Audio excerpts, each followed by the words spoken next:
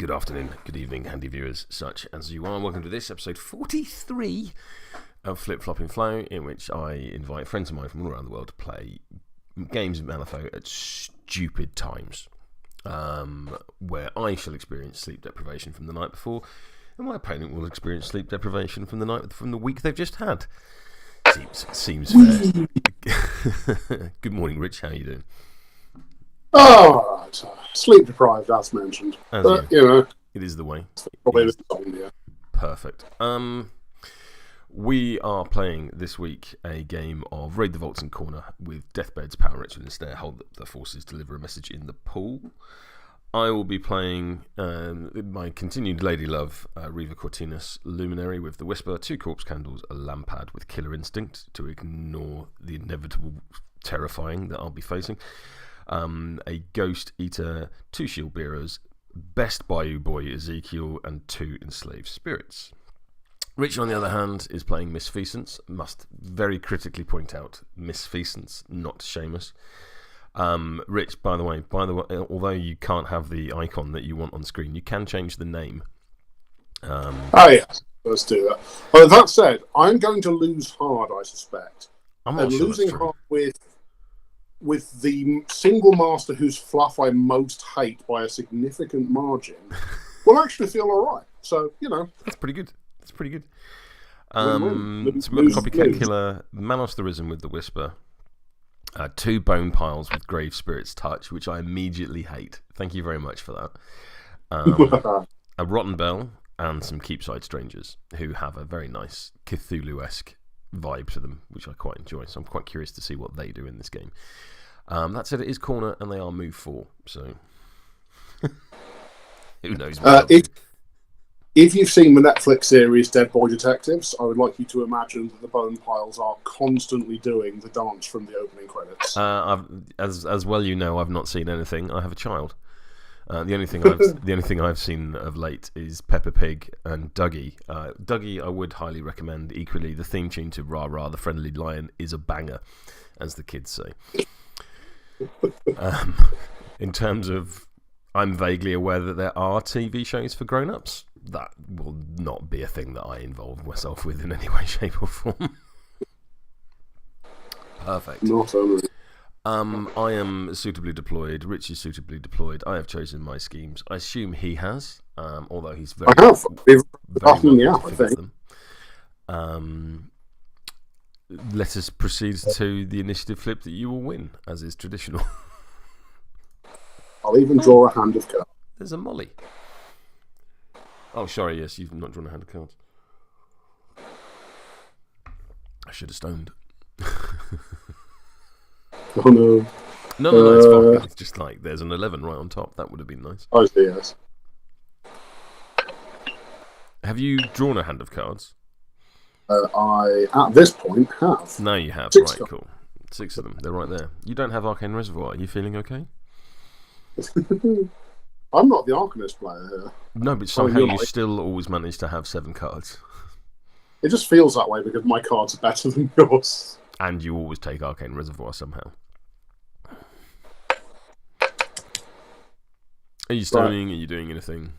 I am absolutely going to stone. There you go. So you've got 8 of them, so you might as well. Absolutely, yeah. So let's draw 2 cards. Let's discard 2 cards, and I'm going to pat myself on the back for a choice well made. Right. Initiative says, Papa. 3. How many more do you have? 1, 2, 3, 4, 5, 6, 7. I have 10. I think 1, 2, 3, 4, 5, 6, 7, 8, 9, 10. So you get 3 pass tokens. And you can go first. Kind of you. Because I'm assuming you're not cheating. You are correct. Cool. So, clock on you. Over to you, sir. Alright, so we're going to have...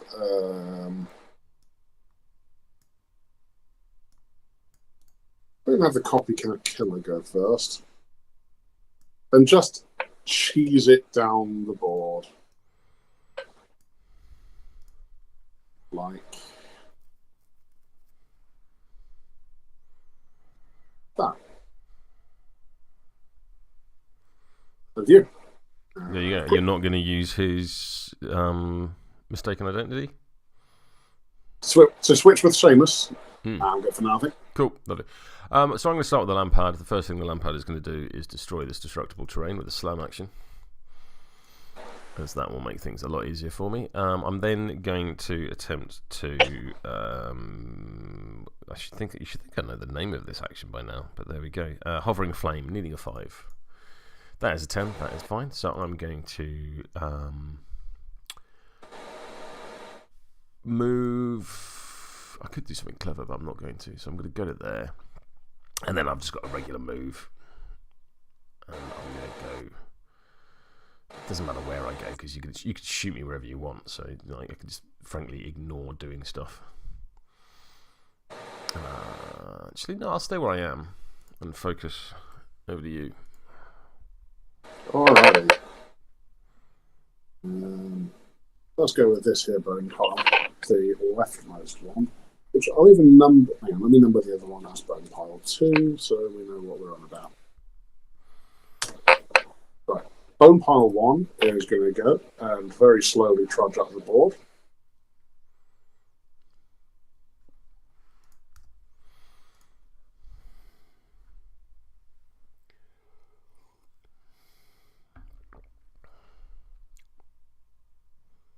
Nothing's risky. Yeah.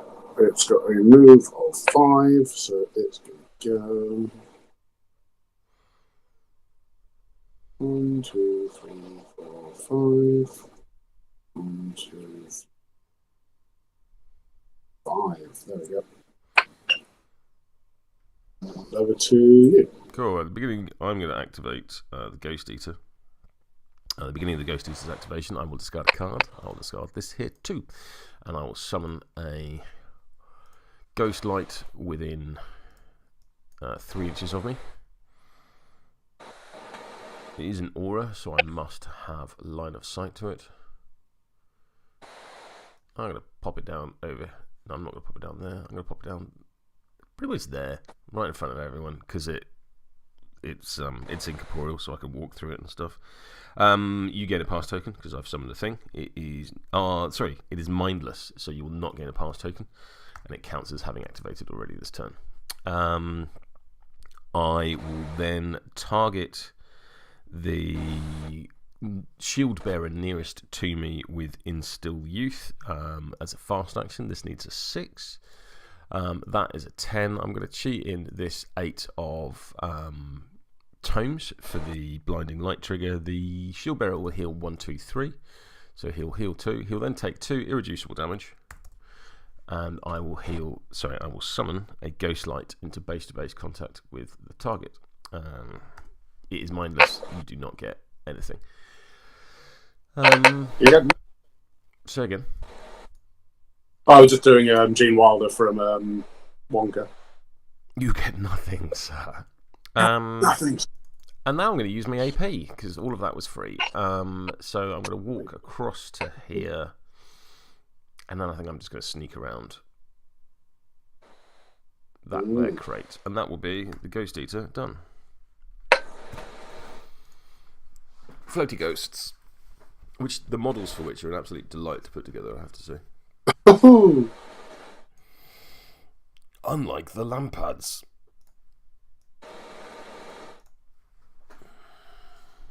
Are you done? I'm done, yeah. Sorry, clock on you. I'm going to go with the bone pile. I'm going to cheat it over there. I'm going to pass the turn. There we go. Who do I want to go with next? Probably that Shieldbearer number 2.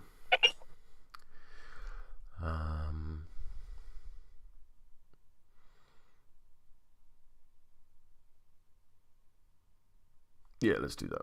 Shieldbearer number 2. Just going to go for a walk. Handy little jog, such as it is.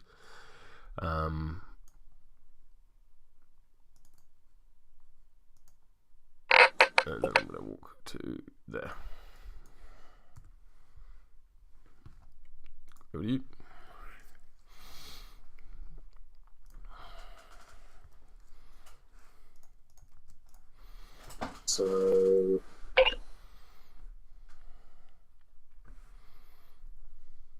having already realised I'm a mistake I made, I'm going to just try to fix it by toddling over here with the Rev'n Belle.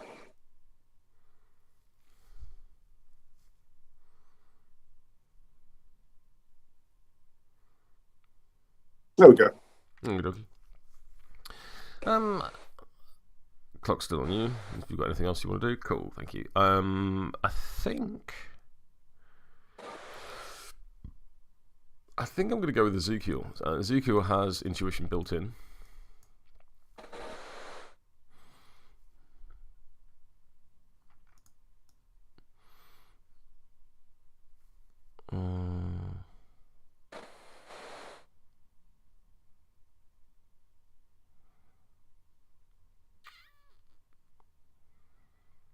Worth noting, Ezekiel does have a target on his head for daring to pretend to be the best boy in a world in which Jebediah exists. He is the best boy in the world. There is. How dare you. I mean, doesn't even have a big hat. Outrageous. He has got a big hat. It's a crocodile skull. And then the guy carrying him has a mask. It's almost like he has two hats. He is a tuat. Ah, yes, masks. The hat of the face. That's it. Exactly. What do I want to do? Because I've seen my cards.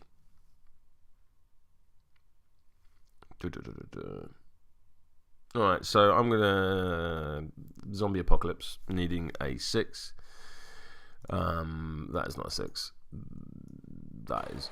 So I will summon a mindless zombie into base contact with myself. It is mindless. And then I will do it again. That is also not a 6. That is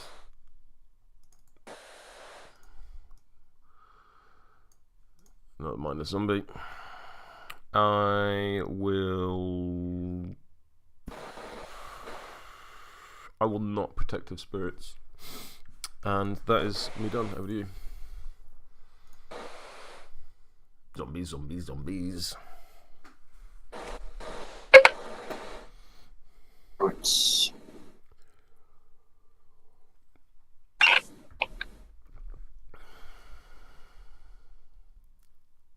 I do have a minor problem of having not the faintest idea what threat ranges you have this turn. So it could be that moving 8 inches forward will be doing the classic Tarquin mistake of doing a single move forwards and then getting Necromant. I mean, that was in standard. This is in corner. This is true, yes. Right, let's go with Keepside Strangers. Oh no, let's not go with Keepside Strangers. There's a very important word in Sidekick that I forgot. Keyword. Nope, non-minion. Oh, there you go. Highly relevant. Yes, and the Copycat Killer is nowhere nearby. Yes, because I am smart. Freaking out. Right, okay. Although, yeah, I'll just use the bottom belt. No, alright. I will go with the Keepside Strangers anyway. Because it's fine. I'm not going to do anything with them other than schlep up anyway. So we'll just, like, toddle 8 inches up.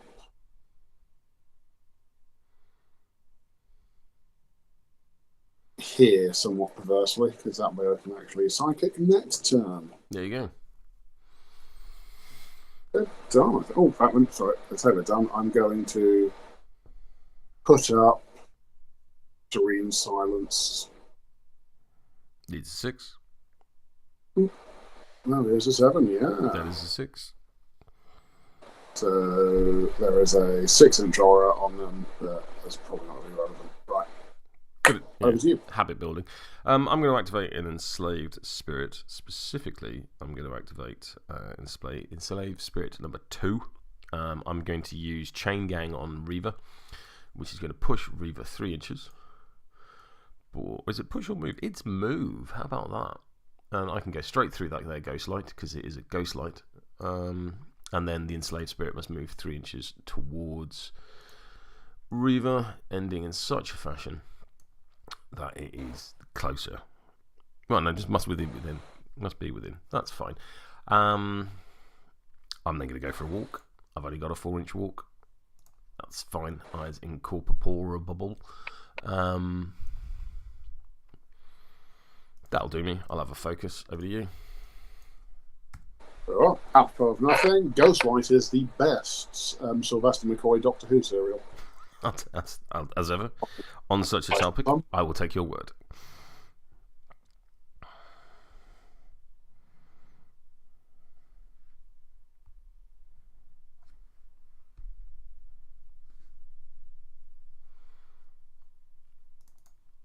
So I just have my 2 scary boys left. We're going to go with Manos first, who has Whisper, I think. He does. Yes, I do. Is one of these a high enough mask? Let's find out. Or do you have to self-harm? Incredibly efficient. Here we go. Manos is going to leap. Boing. There we go. The exact. God, I knew it. So that is a 6-inch place that will go up here. Mm-hmm.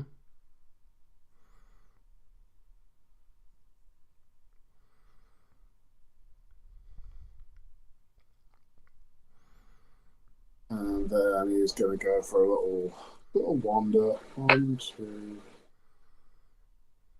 3, 4, 5, 6. And he's going to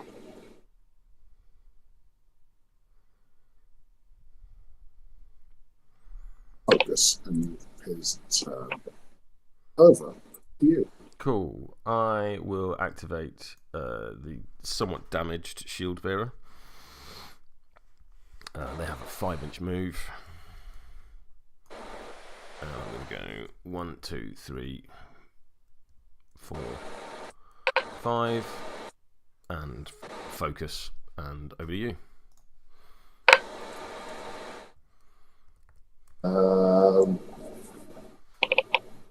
Right, now it's Dipshit McGee's turn.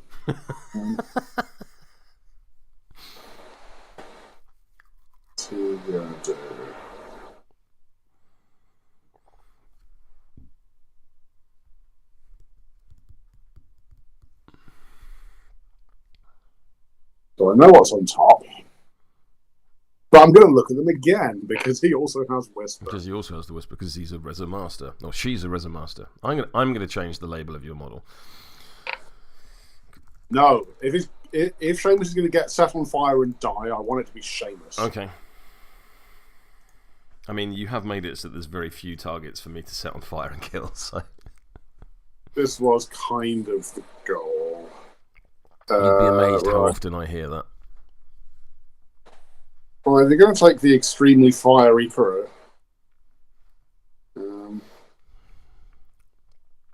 Yeah, you'd think after Sonya month I'd be used to people teching against fire, but no, it's still egregious.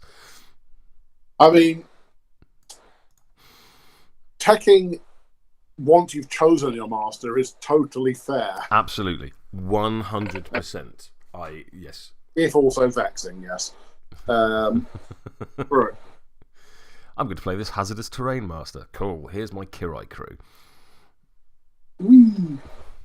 Right, okay. I am going to try and Secret Passage. Oink. What are the odds? Secret Passage. Secret Passage. Secret Passage. So I'll point over here. Hello. Here is the scary person. Right. Yeah, but he no longer has an aura of -2 willpower and terrifying 13, so there have been changes since the previous edition. Certainly less rude than previously. Am I going to focus? No, I'm not going to focus at all, actually. I'm going to try and kill someone with a big gun. Specifically, I am going to Trying to remember which way around I put the cards. And I'm just going to go.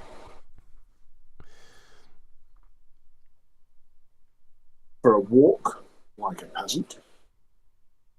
1, 2, 3, 4, 5. Oh, no.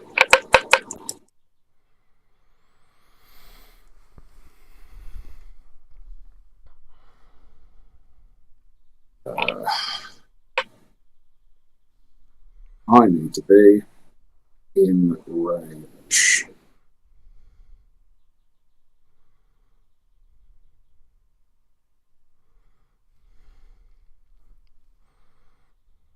One, 2.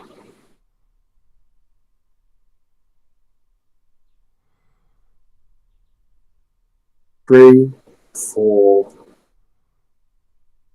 5. Ronnie, are they blocking in this one? They are. They're real things. I believe that just... Oh, you know what? Blocking and impassable. Rather than fiddling around with it, I'm just going to try and secret passage. There you go. And succeed, because I know what that card is. Yep. So I'm just going to put myself there.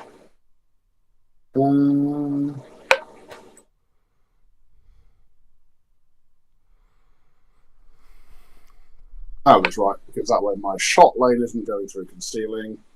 You do have cover, but shrug.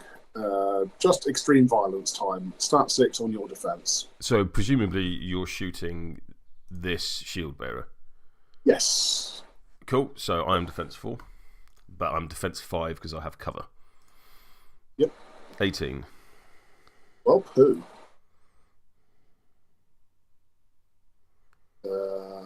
Let's go with an 18 also. Cool. Double nig.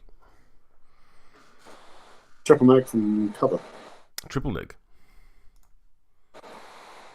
Now, you take 4 damage. I'll take 3. It's a very silly gun.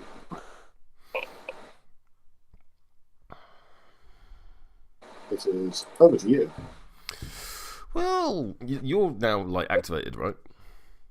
I'm all activated out, so go and do your worst. Okay, so I'm going to activate the other Enslaved Spirit. The other Enslaved Spirit is going to chain Reva. Or am I? Am I going to do that first?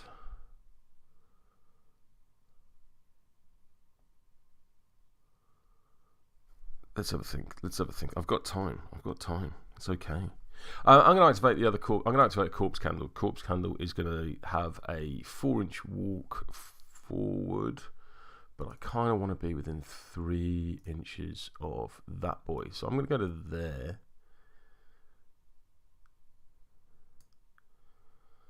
And I'm going to use Light the Way, so push all corpse markers within 3 inches in any direction. Both corpse candles and mindless zombies count as corpse markers. So he's going to push down to there. He's going to push down to there. He is going to push down to there. First bit of bullshit. I'm then going to charge Reva. I'm going to charge in such a way that I end up here.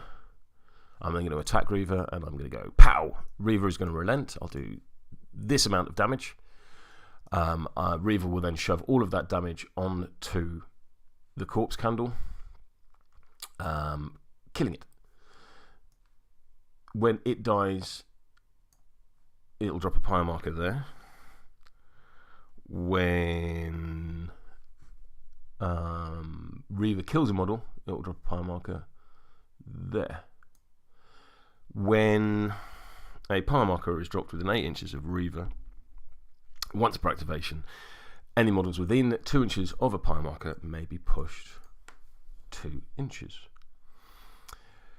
Let's set up a 2-inch aura, and let's also take off that corpse candle, which should be replaced by a corpse marker as well. I always forget the corpse marker, but that is very relevant to your crew because you get stuff out of it.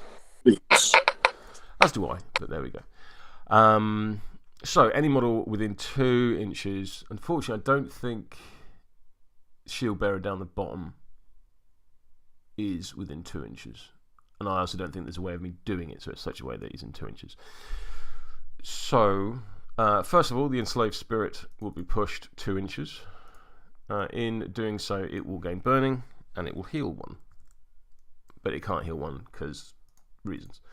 The Shieldbearer will be pushed forward 2 inches. It will heal 1, it will gain burning, and it will also... Oh, that's not burning. That's adversary. And it will also gain shielded. The Lampad will gain a burning and be pushed 2 inches. Oh, that wasn't 2 inches. That was 2 inches from the marker, not 2 inches from itself. To there. Reva will also be pushed 2 inches. Gain burning. And heal 1, but she doesn't take any damage, so she doesn't. That is the Corpse Candle's activation. It's not bad, that is it? I call shenanigans. And you would be right to do so, sir. You would be right to do so. I'm going to activate the other Corpse Candle. The Corpse Candle will do the same pulsey. When the Corpse Candle dies, the Shield Bearers within 6 will heal 1. The other Corpse Candle is going to do its push a corpse marker within 3 inches up to 3 inches shenanigans. So they're going to run straight through that there. Ghost Light, because it is incorporeable. The Corpse Candle will walk up, stay within 2 inches of Reva, but I might just clip that pyre marker so that I gain a burning in the process.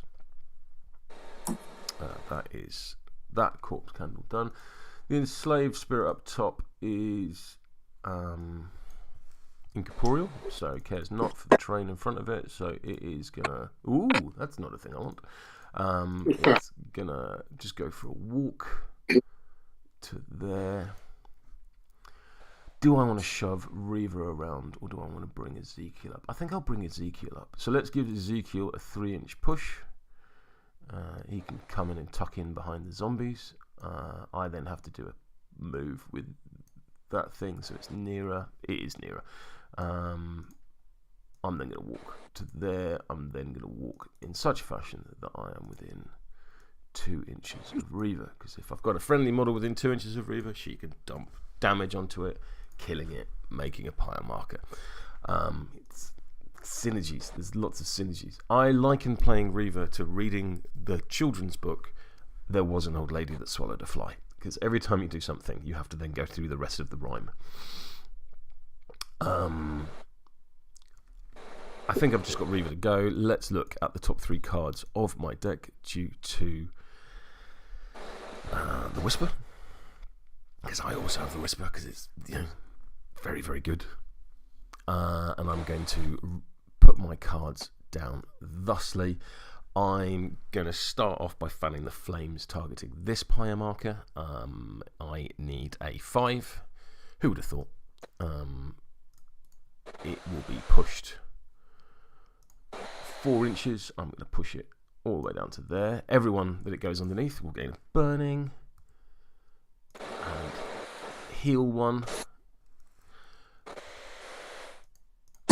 And the shield bearers will each get shielded in the process.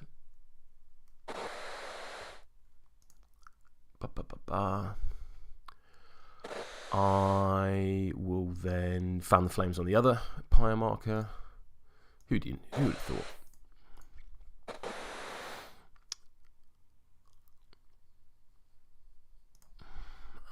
Bring that one. It's going to clip the Lampad on its journey. And then pretty much end up there. The Lampad will gain a burning, and that guy will gain a burning, and that guy will gain a burning. The Shieldbearer won't heal 1, because that's already happened to them this turn. If it was on another turn, they would heal 1. Activation, I mean, rather than.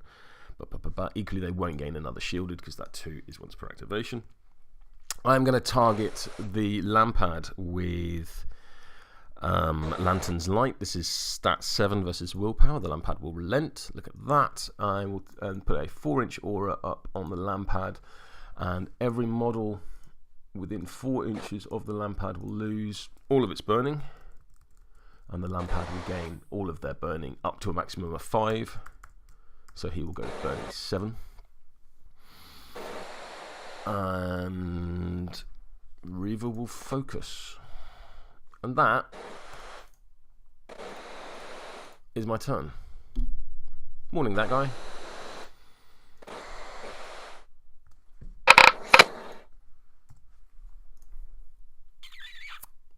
You still there, Rich? I'm still. Yep, I'm still. But yes, I'm going to shuffle my deck. Just amazed at the amount of wiggling that has just gone on.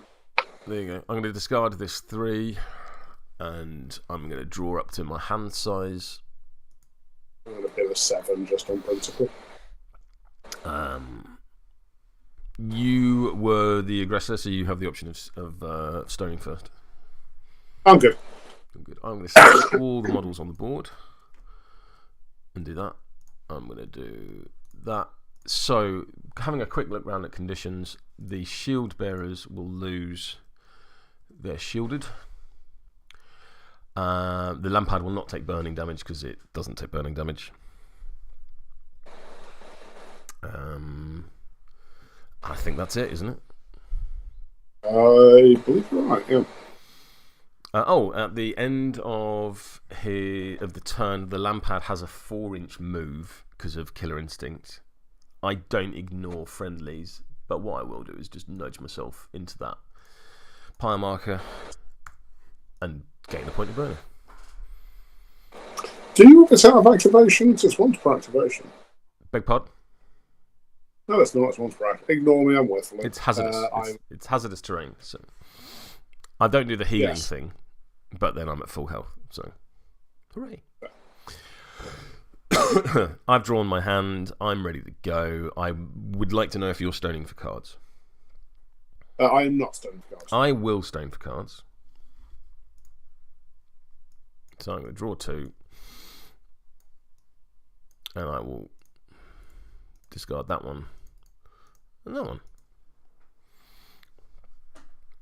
one. Initiative? Initiative. I've got +3. You do. I'm on a 9. You're on a more. I'm on a 50. What would you like to do? I would like...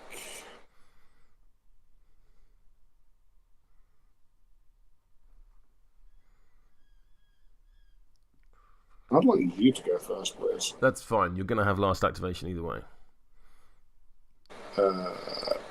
And then it's going to be 5, I think, pass tokens, or 4, because you summoned 6, 7, 8, 9, 10, 11, 12.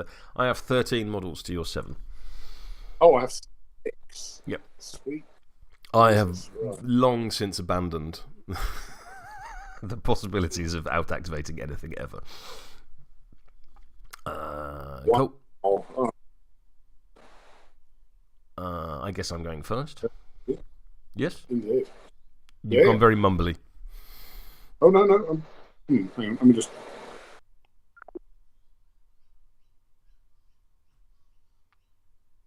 I have a slight sneaky suspicion Rich has just ended. There we go. Yeah. You just ended the call, didn't you? That was not the correct button to press. Right. Fine. Sorry. It's alright.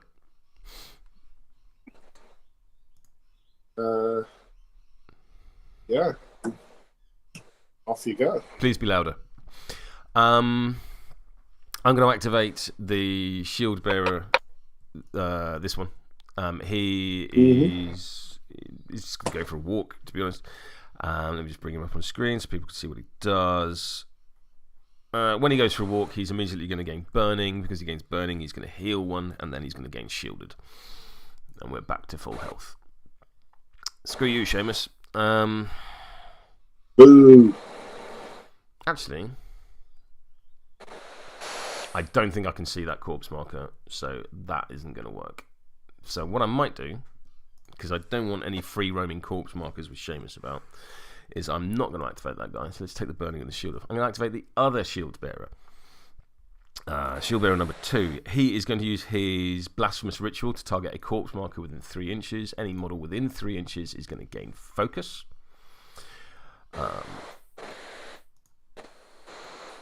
That's a lot of people. Bink. And then the corpse marker is removed. Oh, wow. All right. That worked. And then I'm going to go for a walk. I'm going to walk through the fire, which will set me on fire, give me shielded, and heal me 1. And you know what? Let's make an early play for standing near a thing. My intention here is that I'm not in the woods, so the dense terrain will mean awkward shenanigans for the Rotten Belle to see me. Oh, well, yeah. Make sense? Yeah. Cool. Absolutely. I've done that entire activation off the clock, so over to you. Please feel free to be off the clock as well. 7 hours later, I will...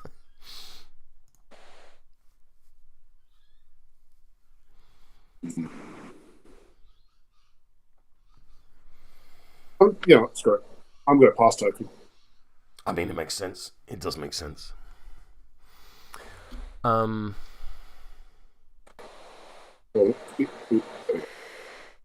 I'm going to go with a corpse candle. There's only one, so that makes it easier. I will use me push a corpse marker within 3 inches free action, so that zombie can go over there. And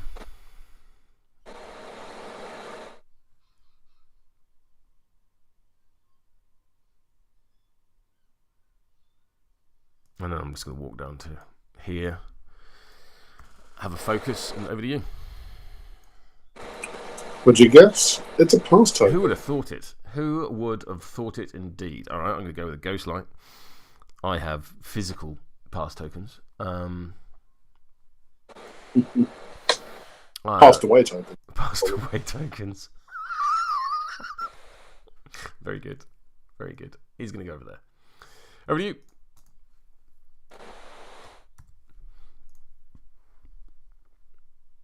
These things are just walking soul stones, so it doesn't really matter. It's a pass token. It's a pass token. Cool. I'm going to go with the other ghost light. He's going to walk to there. And then just kind of staying within 3 inches of Reva, because walking soulstone, he's going to go to there. Over to you. Pass token. I mean, fair enough, you've got them.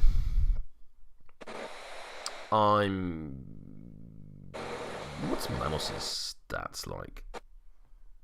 Defense 5. Regen 2. No point attacking before he goes. There we go. That's that decision made. I'm going to go with a mindless zombie.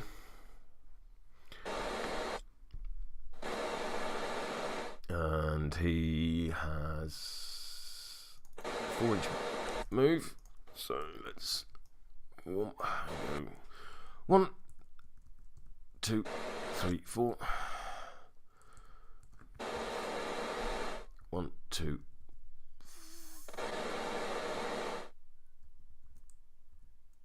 3, 4. Over to you. Mysteriously, it's another pass token. Who would have thought it? I'll go with another mindless zombie. He's just going to go hang out by Reva. Over to you. That'll be another pass token. Oh yeah, you're going to run out of pass tokens before I run out of shitters. Like, well, I mean that's not to be fair. I've run out of pass tokens, but that's fine. Let's go with Ezekiel. Ezekiel will look at the top 3 cards of his deck. Phenomenal. I will walk forward, because that's the thing Ezekiel will do. He has a move of 5.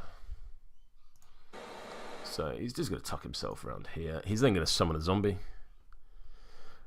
Bonk. He needs a 6. and doesn't need a suit, because why would he? He's from the new book. There goes my base-to-base contact with him. You do not gain a pass token this turn. I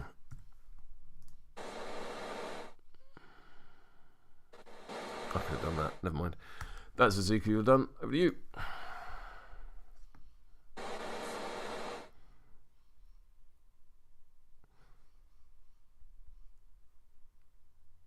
So many dudes.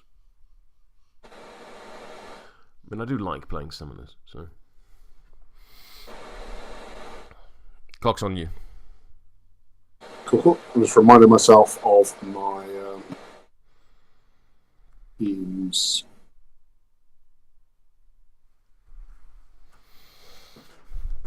I was generally trying to work out what I was thinking. Right, okay.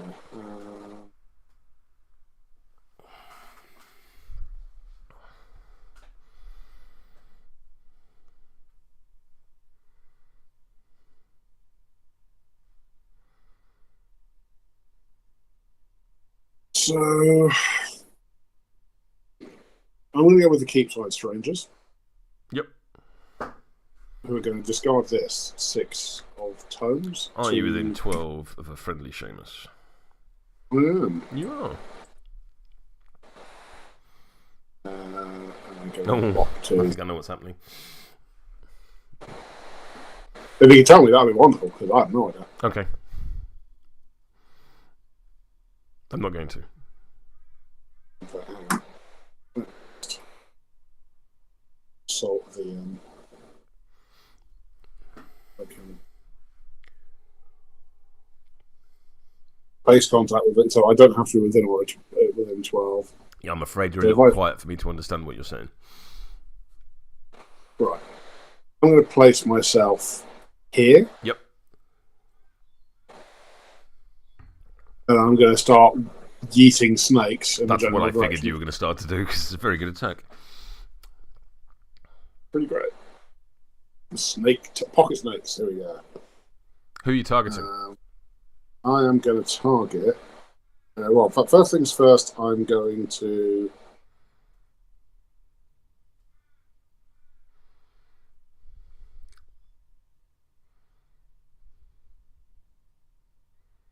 Put up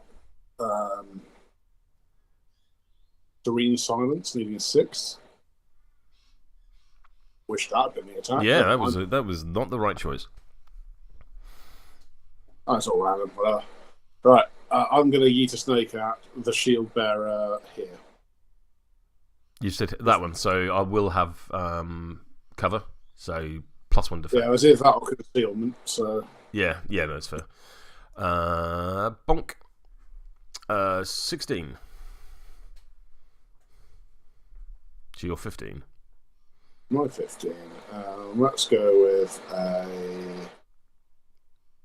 with a 16 also. Cool. So double neg goes to triple neg. Goes back to double neg because I'm on half or more of a maximum health. There you go. Oh, that's very good. Ooh. Yeah, okay, that'll do. So 3 damage to your Shieldbearer, which is really secretly 2. I need you to be louder, dude. I'm really sorry. I need you to be a lot louder. Okay, I don't really have a plan that doesn't involve screaming at the top of my voice then, because I'm talking at quite a loud volume as it is. Okay, I'm not sure what to do about that. But 2 damage on that Shieldbearer, and presumably a blast marker. Yeah, and the blast marker is going to go here, clipping the Spirit and the Lampad. Okay, so 2 damage is 1 damage on the Spirit because it's incorporeal and poison. Yep. And 2 damage. I will reduce my burning by 1 on the Lampad, so it only takes 1 damage, and then all 3 of them are going to gain poison. And then I'm going to do it again. I mean, I can see why you would. 17.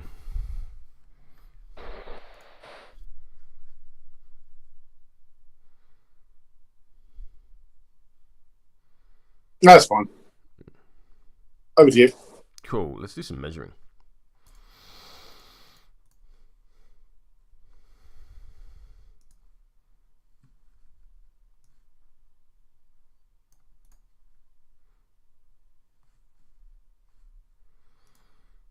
So you're gettable.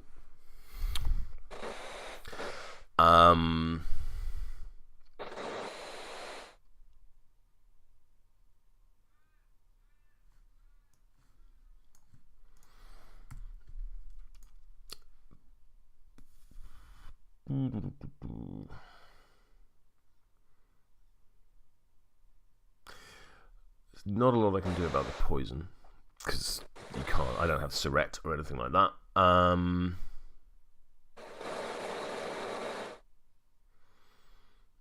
I'm going to activate an Enslaved Spirit at the one that isn't poisoned. He will push Reva. Sorry, he will move Reva 3 inches. Words are important.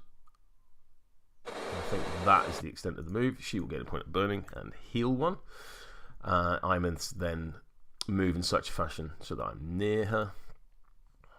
So I'll move to there.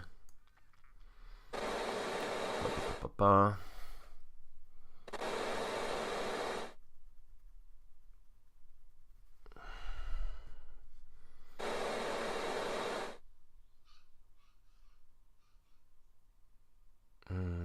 Clocks on me, good. Thinking.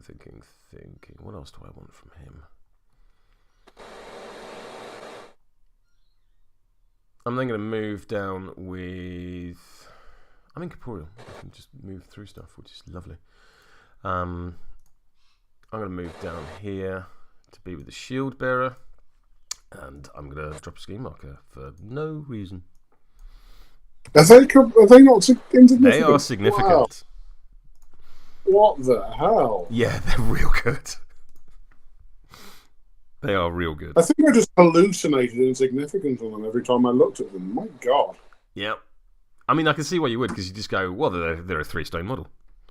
Yeah, it's just a cheap little weenie... It's just a little shitter. Yeah. And that's true, They are just a little shitter. However...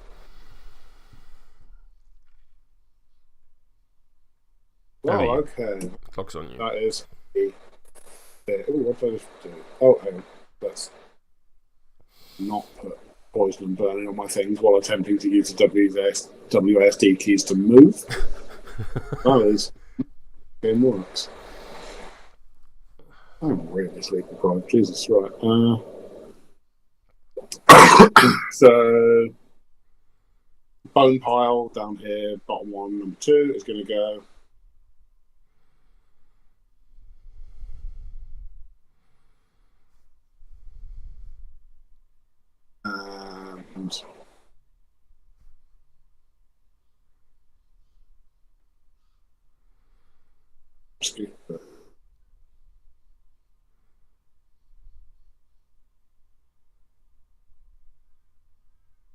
Say again? Oh, it just feels risky, the thing that burying it in the hope that a corpse appears for next time it activates feels risky. I can see that. Especially as my zombies don't count as corpses for you. We're not using Threads of Fate in this one, Solomon, purely because we're both exhausted. And adding so Threads of Fate is the campaign. Oh, yeah. Yeah, adding an additional layer of fuckery seemed like a bad idea. This is fair. Right. Doop, move, done. Yes, you very much got that one.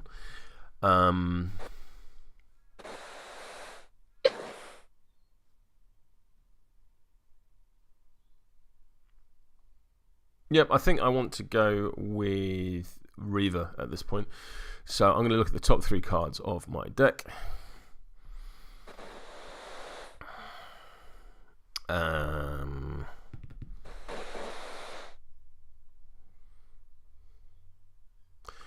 I will put them back thusly. I am going to fan the flames. I play by so additional layers of fuckery are always welcome. Yes, that is fair. That is that is entirely fair. I'm going to fan the flames targeting the pyre marker directly underneath me. I need a 5. That is not a 5. That is. So this is going to push forwards 4 inches to there. So Reva and the Shieldbearer will gain a burning. The Shieldbearer will heal 1, and it will gain a point of shielded. I'm going to fan the flames again. It is successful. I'm going to push the pyre marker into base-to-base contact with the Keepside Strangers. First of all, it's going to gain burning. You're not within 8 inches, so you're not going to take an additional point of damage. You do then need to make a TN 12 movement duel or suffer 2 damage, so that needs an 8 for a Keepside Stranger. All right.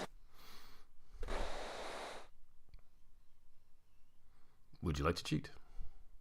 Yeah. Cool. I'm then going to fan the flames again. Targeting the same pyre marker that I've been messing with the whole time. That is a 9 of crows, so I'm going to bring the pyre marker back. So 2 things are going to happen. 1, you need to make me a TN 12 movement duel, please.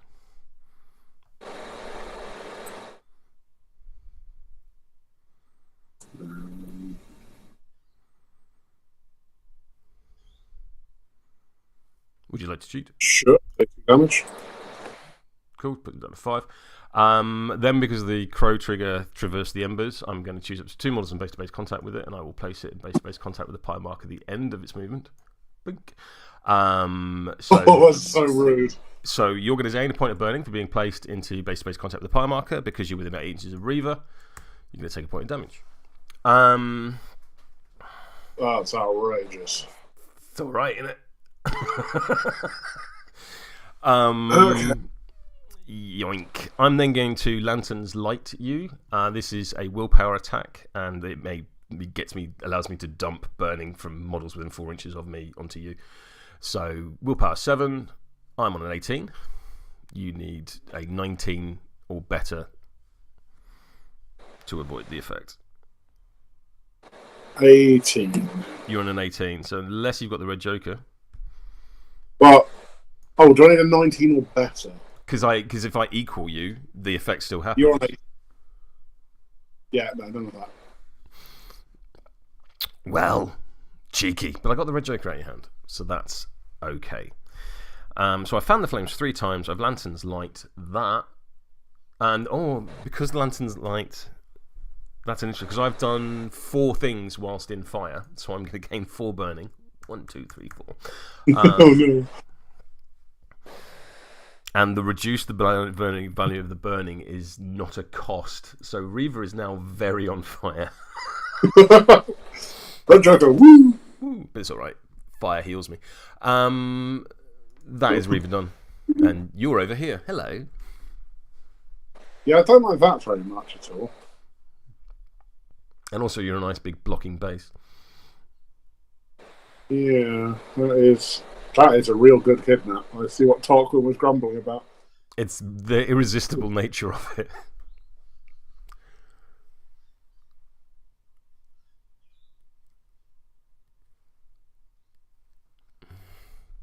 It is very hard to murder fire. You are entirely correct, yes.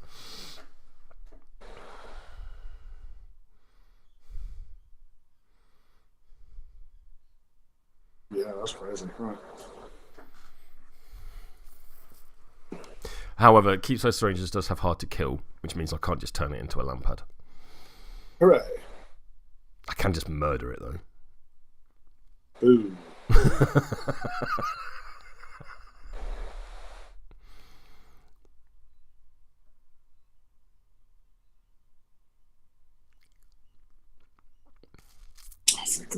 I forgot Seamus' bonus action last time, which was the whole thing we were talking about when we were going to play Seamus. Never mind. His 4th AP. Yeah. And it's also the reason I'm being very careful not to leave corpse markers anywhere. Oh, I forgot at the beginning of Reva's activation, I just summon a corpse candle. Are you alright if I just do that? Yeah, crack on. Like, I don't have to discard a card or anything like that. It just pops out. What? Candles for corpses, yeah. Yep. And they...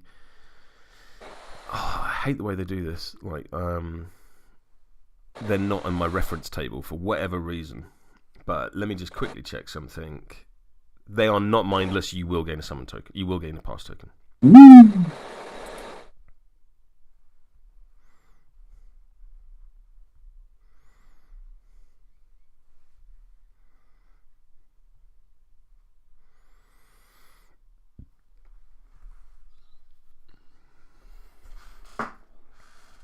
Can I check what burning for Lampad is on, please?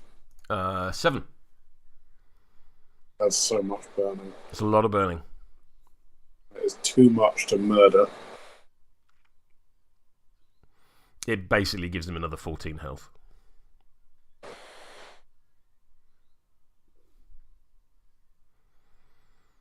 Good God, right. Well, depending, because you can only do up to 2 at a time, so bigger attacks. Yeah.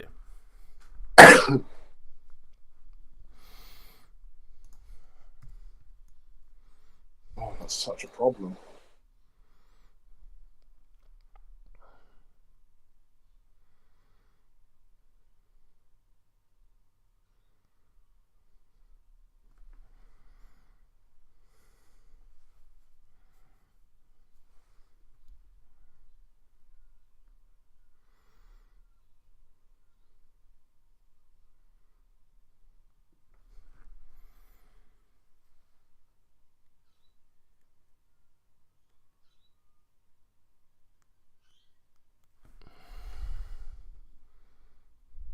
Fortunately, Reva's not on 7 burning. That's where it gets really... Because that's 3 damage at the end of the turn, which is...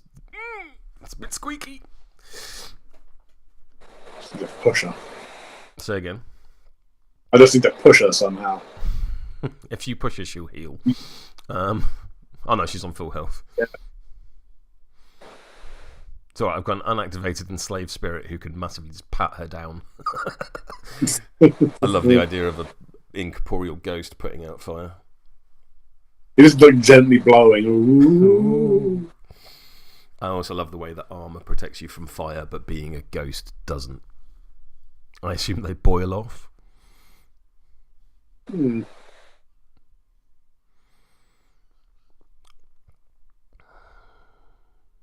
Choices. I mean, you've got like most of your crew to activate. I do. I don't know. That southern kidnapping has a little bit thrown a. It's pretty good, huh? Brain. Yeah. It's that thing with when I was playing Tarquin last week. It was like, right, how I need crows. How many crows have I got? And I did the whisper, and it was like, here's the 8 of crows, the 9 of crows, and the 7 of crows. It's like, cool. That model's going wherever I want it. And I just yeeted Vincent from like my own halfway in my own half into Tarquin's deployment zone. Just rude. It's real good. Alright. I think it might be a Seamus turn.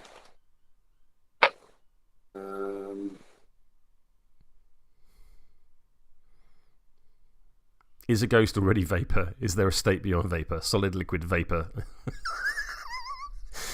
I mean, plasma for what it's worth. Plasma. Plasma would be then, yeah. Also, vapor isn't strictly a state, I don't think. But, I mean, you're the scientist. I will defer to your knowledge on this. At least I assume you're a scientist. I don't know why, I just assume. I've known you for like 15 years, and I just think you're a scientist. I'm like... I have a degree in chemistry that I've That's never it. used. See, I knew it. I knew there was a reason. It is useful for 0 things for me, but you know, that's degrees for. Yeah, my degree is equally useless.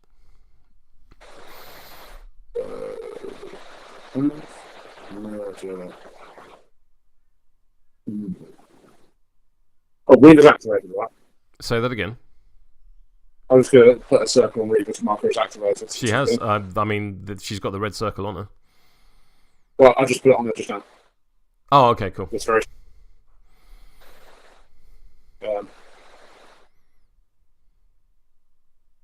Yeah, Solomon, Cody buying a keyword and then painting it and then selling it immediately is what makes he and I kin. That's why we get on so well.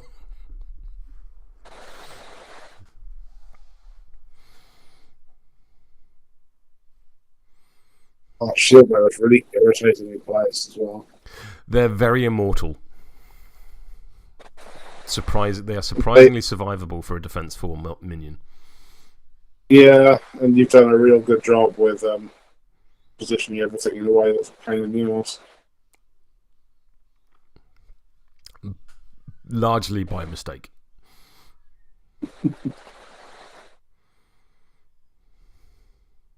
Alright, I'm going to cheese it down to the Copycat Killer and work out what I want to do with my life next time. I mean, it's not unreasonable. Thank you. Is that, sorry, clock's on me. Let's have a little look-see. I'm going to activate the Shieldbearer, who is stood in the fire next to Reva. Shieldbearer 1, the one that's currently on 4 health. I am going to use Shield Slam on the Keepside Strangers, so I'm just going to punch you in the face with my shield. This is versus your defense. I have no idea what your defense is. I'm assuming it's like 5. Yes, it is, because you're a 7-point enforcer. Spang! Oh. I'm on a 7. Haha! I'm on an 8.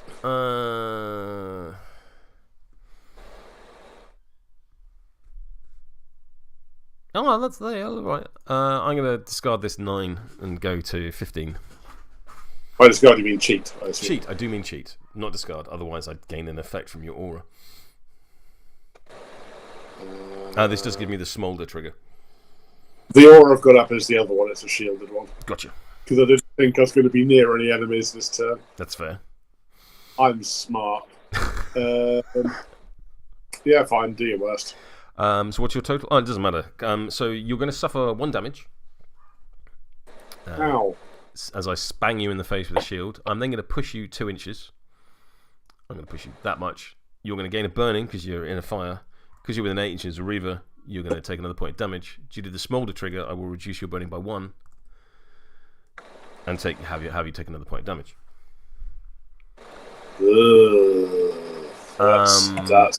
I'm going to gain a point of burning. Because I did things in a fire, which will heal me 1 and give me a point of shielded. I will then spang you in the face with a shield again. I mean, yeah, fair. Bonk. Spang.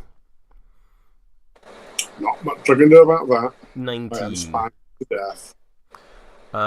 Please place your corpse marker. I'm going to gain another point of burning.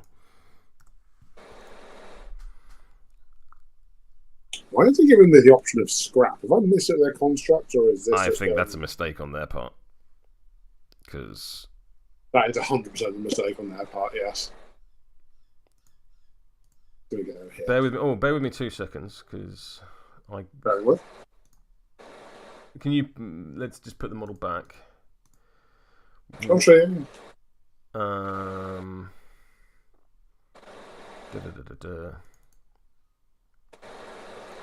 No, absolutely no chance. Carry on. No deathbeds for you. No deathbeds off that one. Not that I've taken deathbeds. Cunning Bluff. Cunning Bluffs. It's my drag name. I used to work with a guy who was a drag artist, fantastically, and his drag name was Chanel Bo Deep, which I will always consider to be like the top tier. Nothing can beat that. I do not get the reference. I'll leave that with you to think about and ruminate. I'm going to use Blasphemous Ritual. Oh no! There we go. There we go. I don't think actually no. I myself am within 3 inches, so I will gain focus, but no one else will. But critically, there is not a loose corpse marker stranded about the place for Seamus to do stuff with. And that is me done.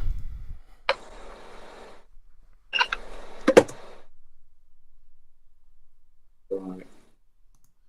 Well, that's at least it wasn't my master. Meaning, there's a decent chance I've achieved my main goal this game of not losing my multi turn 2. This will be the first game I've played with Reva in which I don't kill the enemy master in turn 2. Yes. It's a small sample size, but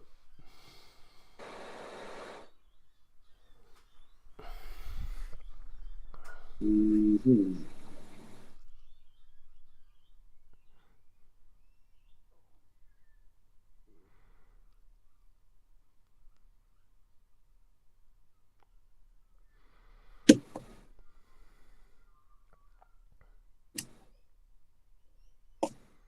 Let's mark them as dead in the app because they are very dead. they gone.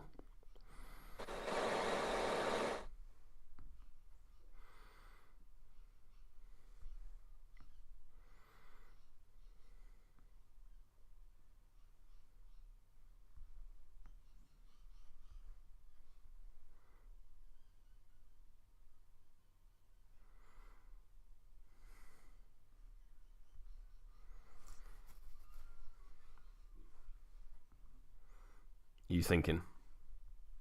I am thinking. Cool.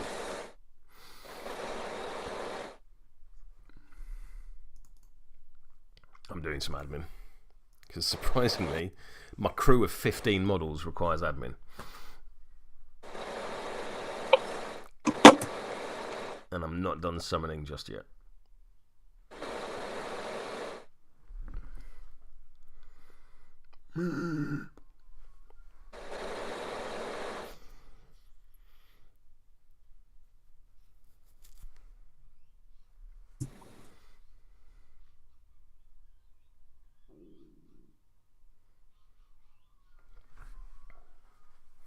I wish I'd taken chemistry instead of biology. It's super useful for me actually, as I'm in automotive. My brother is an engineer and does all sorts of cool shit with it, like blowing up stuff with thermite. Oh, I wish I got to play with thermite. What faction are they in? Terrifying.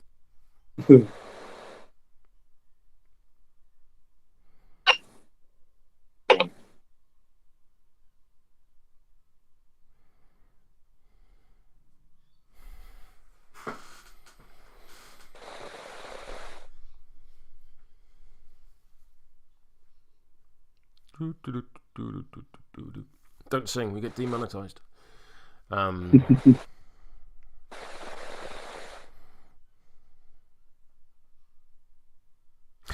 thing I realised when you have the Whisper on Seamus or Miss Feasance is if the Copycat Killer kills somebody, Seamus gets to draw a card. Oh, really? Yeah, because Copycat Crime, when this model kills an enemy, a friendly Seamus model may be treated as if it has killed an enemy model instead. And of course, the Whisper says, when this model kills an enemy model, you may draw a card. Hey, that's the first pleasing thing that I've discovered about Seamus's fluff. I also really like the way most of Seamus's murders are in fact done by the Midnight Stalker. If you read the Midnight Stalker's fluff, he's the one that's actually killing everyone. Seamus is just claiming credit.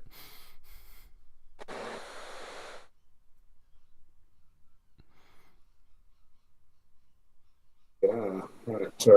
I am going to go with... I have also painted Big Hat, as has Rich Solomon, and yes, it is exhausting because there's a bajillion of everything. Wimpy is the only fully painted keyword I have. It is, yeah. You've done very well there. Bright yellow. Yeah. Well, I'm still sad that Wong doesn't have his old sculpt and is terrible because I really want Banana Hat Wong again. I mean, you could probably get hold of the mini, can't you? Yeah, that's true. I'll find it somewhere. When he was an outcast enforcer. But my old Wong that I had before I sold that crew, the hat was again like banana yellow, and I'd drawn the little yellow lines on with the black tip, so superb. It fully looked like a banana on his head. So you put a bananas on it, is that what you're saying? Oh no.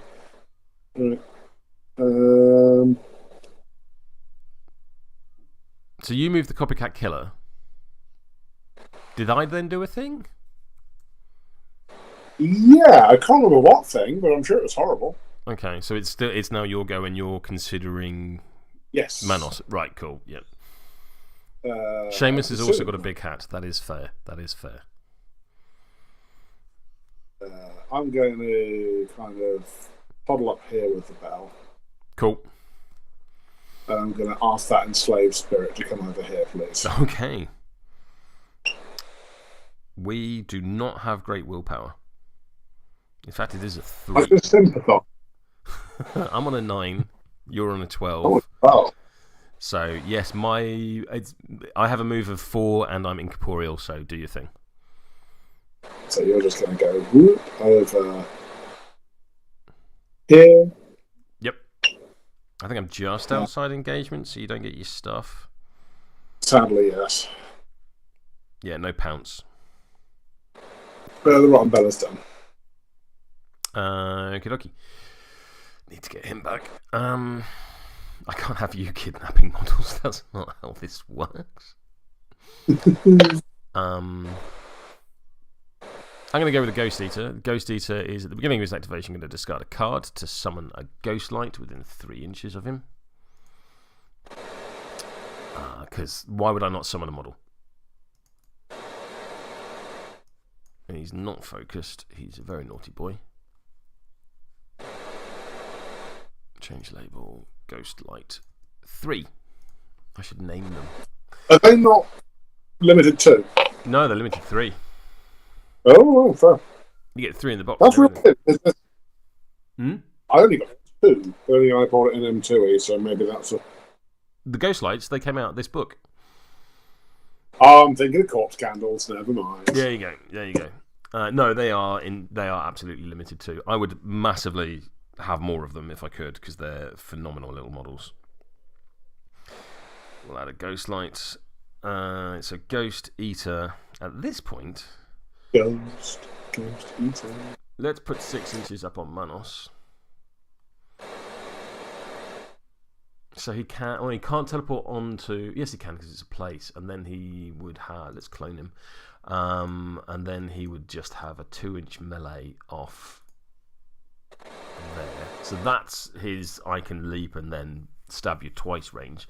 So let's not stand there. I'm going to walk down to here.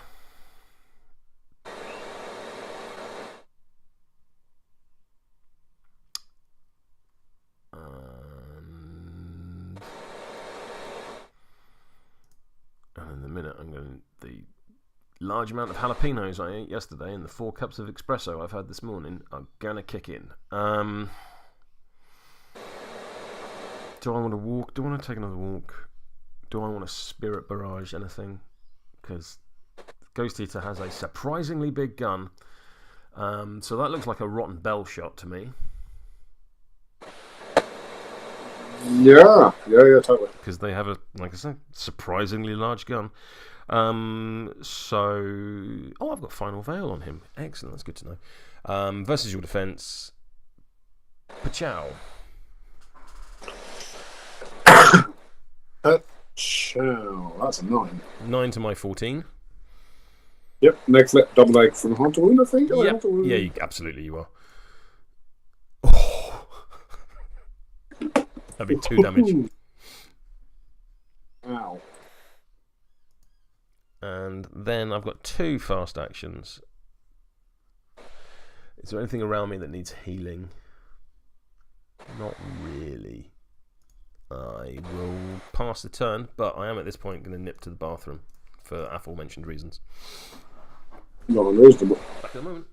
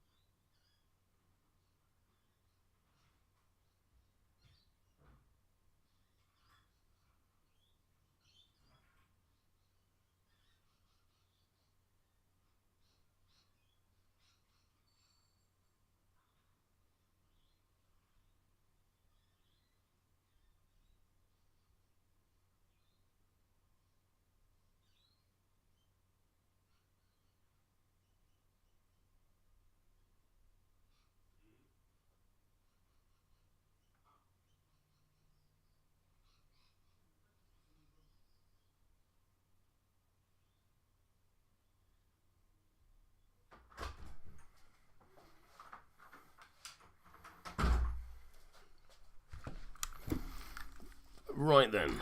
You there? I am, yes. Right, now that war crime has been committed, let's do some more. Is it my turn? Yes, it is. I've got a little bone pile here. So just gonna.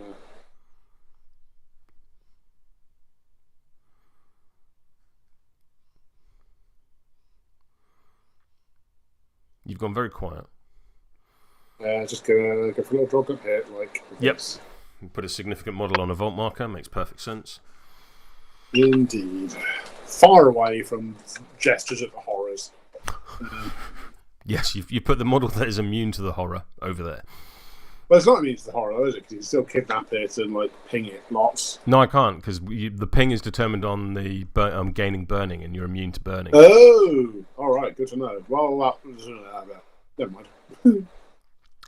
Yeah, because like Flameborn models utterly ruin me. Right, Keris time. Here we go. Keris would that would suck so hard. I'd have to work Reva out. 1 time. That's the thing. I'd have to work out what Reva 1 does, and I'm not sure I know. Large sword, bong, job done. Spectral scythes. There's a scythe of a sword, isn't it? Yeah. It is. I'm going to go with the Lampad. Very well. The Lampad is going to Hovering Flame. This needs a 5. That is, as you may notice, a 5. This means he gets to make a walk. Now, everyone he passes over is going to gain burning. And because of the mask trigger, he's going to place a marker that he was originally in base-to-base contact with. Thusly, this is a place, so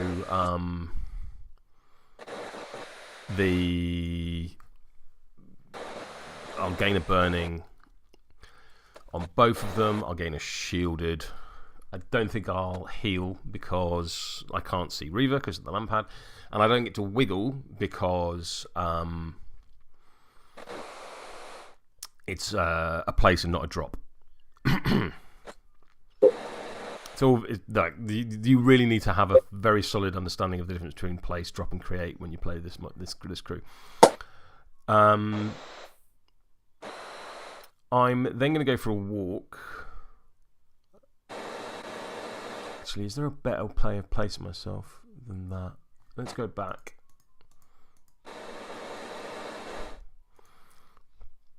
And go... Oh no. Let's do it this way, so I can go that way and then place. So we'll both still gain burning, shielded. They'll gain a point of burning each. It does now put Reva on the dangerous burning 7.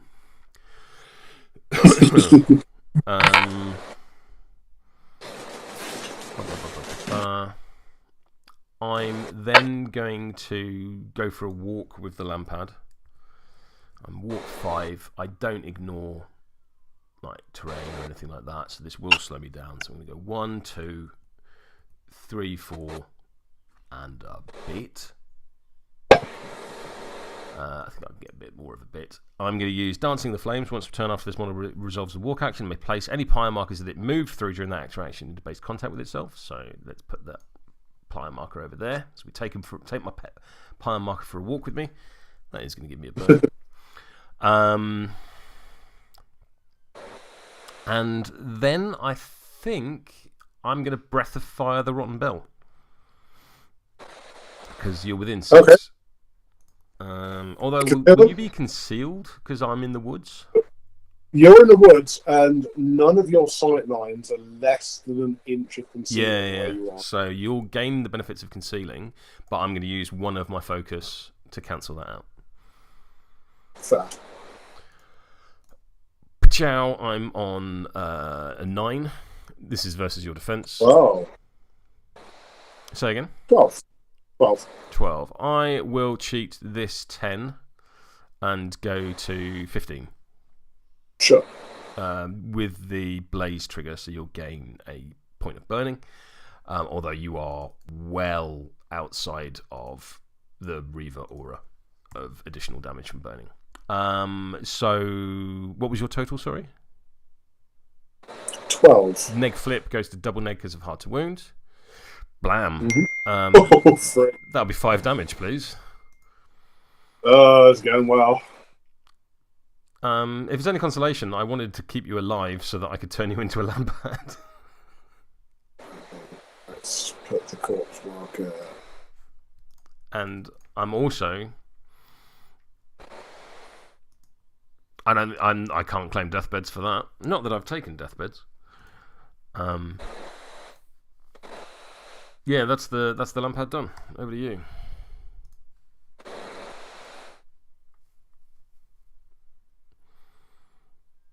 Which horror boy do you want to go with? So,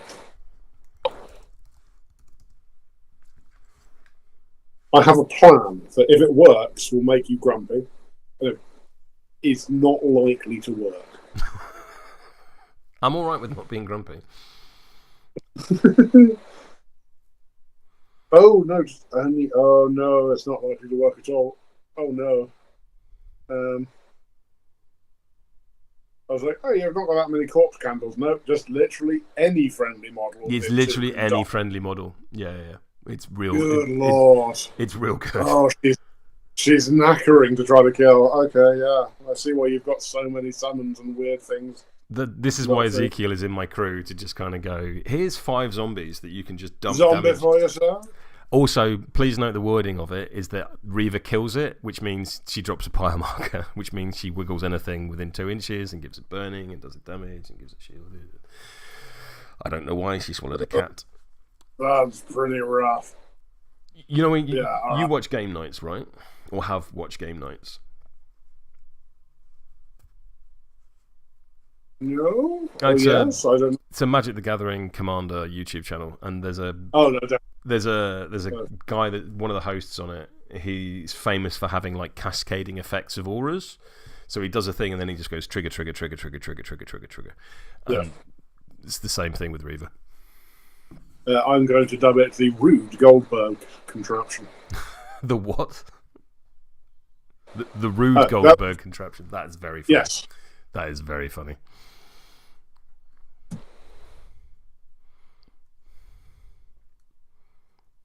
Oh, right. So my clever plan is actually a terrible plan. I was like, yeah, Reva should be snipeable out of the middle of that mess. No, she's not. She's not as long as she has all of her things around her.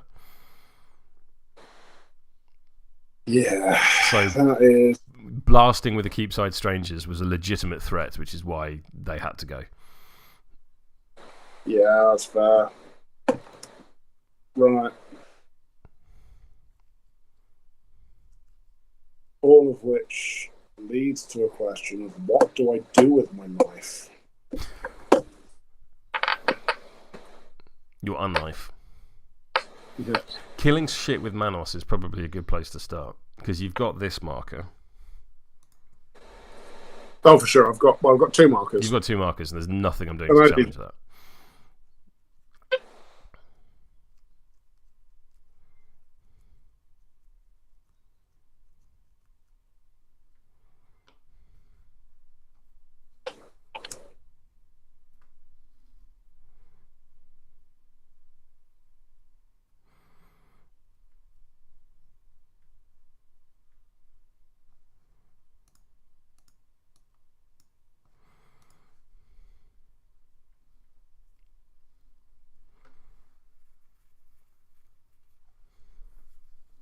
Okay.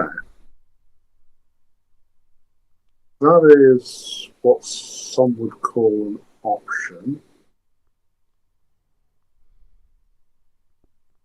Is it smart?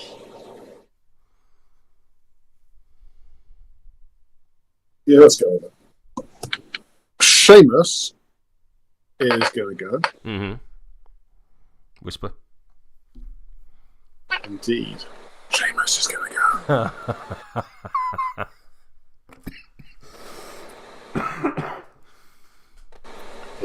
Right. I like the sound of that.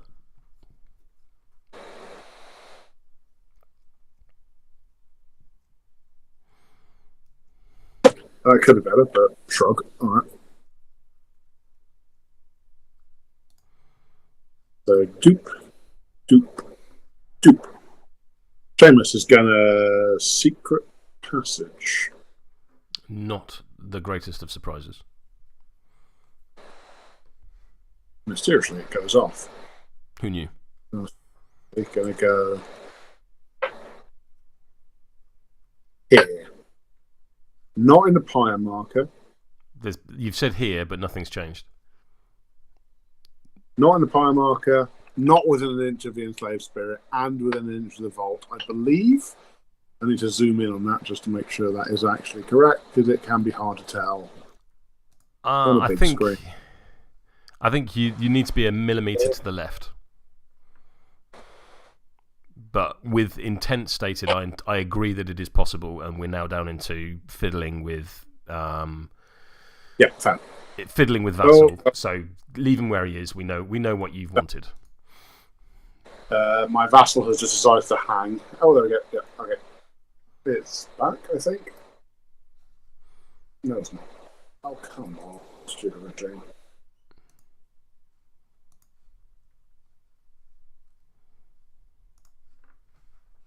Right. That will do. That's Seamus's go over? Seamus is going to drop a skin marker. Yes. Here. Okay. Seamus is going to, with his .50 flintlock, shoot an enslaved spirit in the face. Not unreasonable, because min damage will kill it. Yes, indeed. The problem I run into is, does a 10 hit? Oh. Oh no. Okay, yeah. Oh. That's a 5 from me.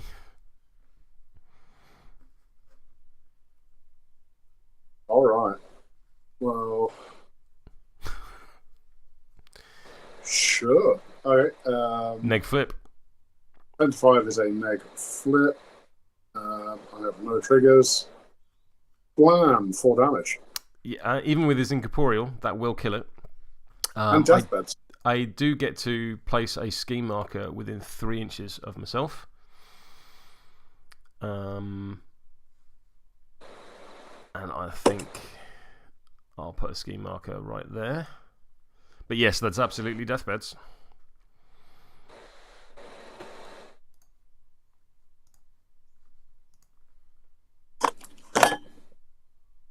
Okay.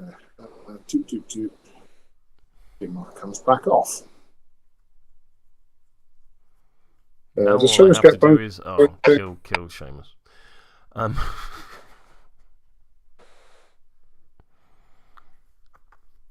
No, it's the other Seamus that gets stuff for killing things.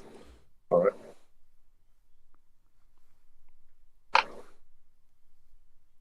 Two actions left. Comment from chat. Looking at Beard's side of the board gives me hope for Kalodi. I mean, they've clearly brought back Nicodem.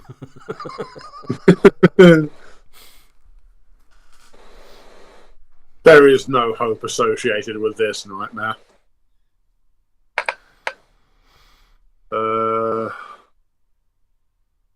Right. Seamus is going to walk over here. You come back here. Oh, the corpse has to be in the enemy half. Yeah, never mind. It does. Right. You still get an action. You just don't get to ignore italics. Yeah, I'll focus. Yes. Yep. Makes sense. Is that you done? Yeah. I'm going to activate the Enslaved Spirit next to Reva, who will furiously pat her down and remove 3 burning. Is it? Is it? Let me just check the assist action. 1, 2, 3. It is 1, 2, 3. Yep. So I'll remove burning by 3. 1, 2, 3. So we're on 4. So that's still 2 health. I will do it again. Actually, is assist once per turn? No, it's not. and I'll reduce it by a further 1, which is good because we're now into 1 damage territory rather than 3 damage territory. So good job, little spirit. I'm then going to chain gang her, so I'll move her 3 inches. Bink. I then have to move 3 inches nearer to her myself. It's just there, quite frankly. And that is the Enslaved Spirit done. Over to you.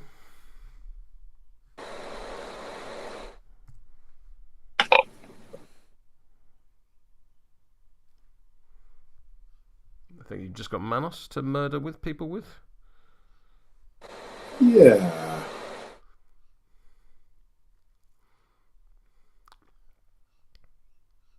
And I have a solitary corpse candle left to go.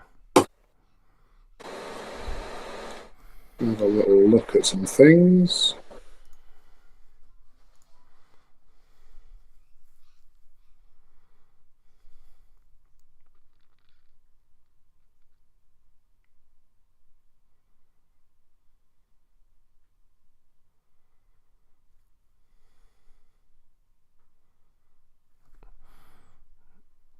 So at the beginning of Manos' activation, you have Whisper and Regen. Yes, let's do those while I'm pondering life.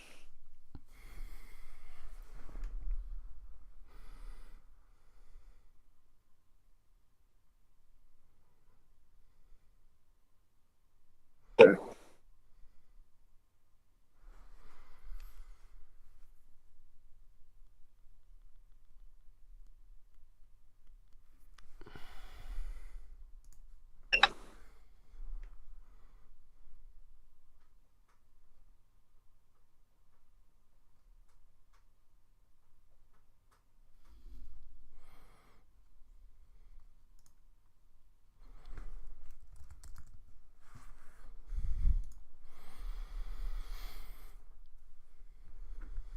And you can tell I'm not playing Nicodem, that guy, because I don't have like a billion pos flips to every single action I'm taking.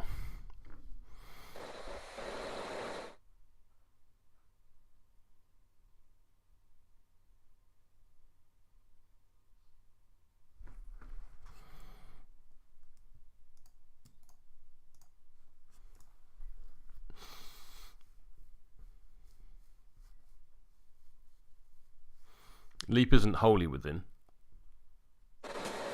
Indeed. But you've also got a 6-inch walk. Show off. I'm just trying to work out who I can murder, if anyone.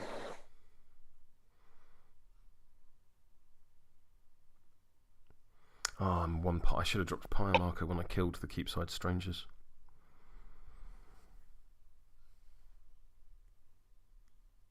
Because Shieldbearers drop a pyre marker when they kill people. Never mind. Living and learning.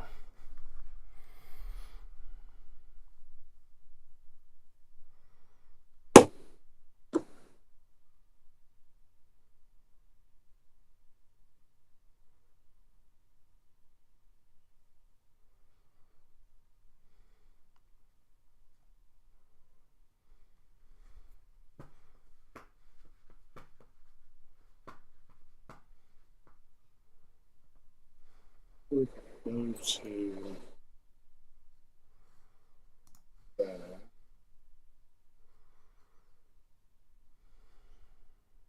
Yeah, all right. Manos is going to try and leap, first of all. Yep. You've got the Whisper, so I presume you know what you're doing. Dodging at him. Yep. He'll then charge. So what's the engagement range on the zombies and the ghost light? If it's anything, I'll be very, very surprised.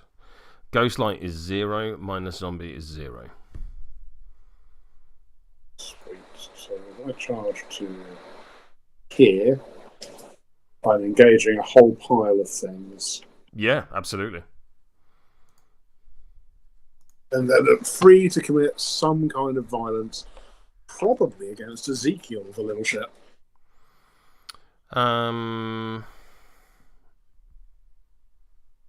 Ezekiel does have protected undead, so I can discard a card to make an undead within 2 inches the target of this. Oh, then please do then. Attack on Ezekiel from the charge. Sorry, say that again. Yeah, so from the charge, I'm going to take an attack on Ezekiel. And this is your last AP? Oh no, how many AP have you used? I'm sorry, I'm going to wiggle my charge slightly to... Please hold, please hold. So this is your first AP? So yeah, because I leap to here. Yep. And then charge to...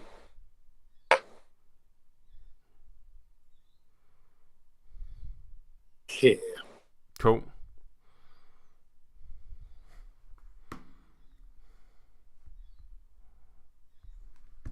Right. Sorry. Model. Kill. Don't kill. Delete. I'm going to discard this 10, and you can instead attack this minus zombie. Sure. I'll take a damage to gain a suit of your choice. Actually, will I? Let me look at my stuff. Can't hear you, I'm afraid, dude. I'm just having a quick look. I'm not going to take a damage. I am going to spend a focus, however. As will I. I am on a surprising 15. I'm on 18. Yep. Neg flip. But I'm going to keep this in for the reposition trigger. Okie dokie. Damage, but never mind. Neg flip goes to double neg because of hard to wound.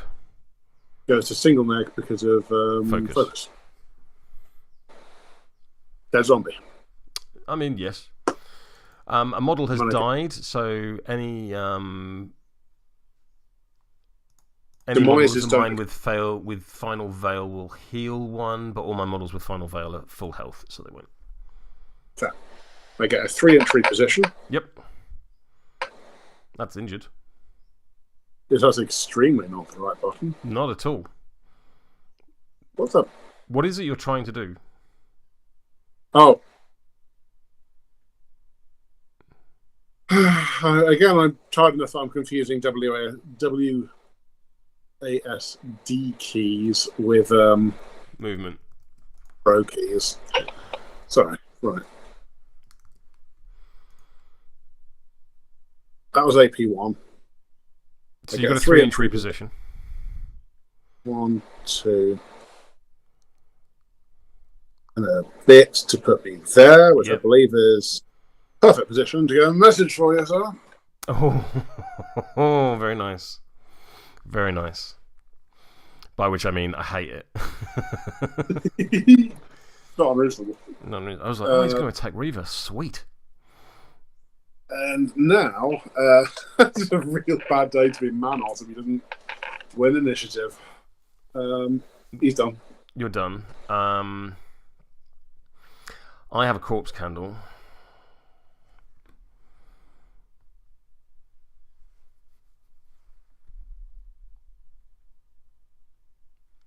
I'm going to target... Manos isn't terrifying or anything like that? I don't think so. Cool. So I'm going to death urge you. I did get to draw a card, so I killed a model. Yes, you have the whisper. Please crack on. A card. That's a card. So yeah, that corpse candle is going to activate and he's going to death urge you. Let me put the clock on me. So this is versus your willpower. Mm-hmm. I'm on a 10. I'm on a 17. 17. Cool. I'm going to do it again. I'm on a 9. Cheat up to 10. I will cheat up to 16. Sure, what to do? I'm going to push you 4 inches towards a pyre marker within 6 inches of you, so I'm going to push you to there. Okay. And that is the end of the turn. So I'm going to stop the clock.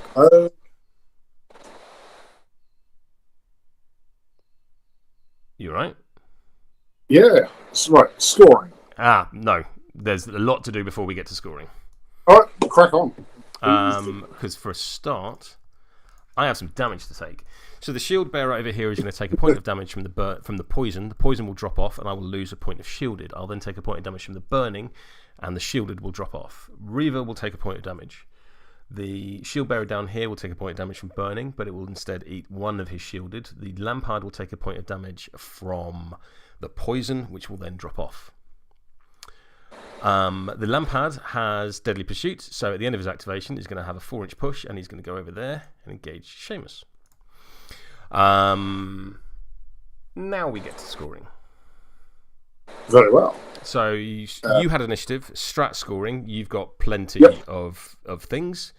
I'm going to score off this one because I have 2 models within 2 inches of it, so I'm controlling it. Yep, absolutely. So we each go to 1 apiece there. You've already scored deathbeds and deliver a message, so you've already scored all of your schemes. I'm going to score hold up your forces because I have a Lampad engaging Seamus and an Enslaved Spirit engaging Manos. Nice. Yeah, I see where you're at now. Yeah. Very nice. That is turn 2, and we can proceed straight into turn 3.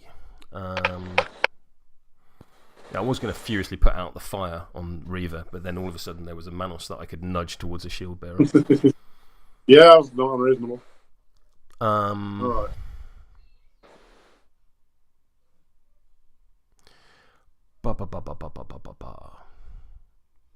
Cool.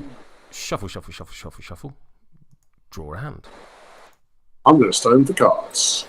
As is your wont, I will join you in the stoning of cards. And I shall discard this 2 and this 2.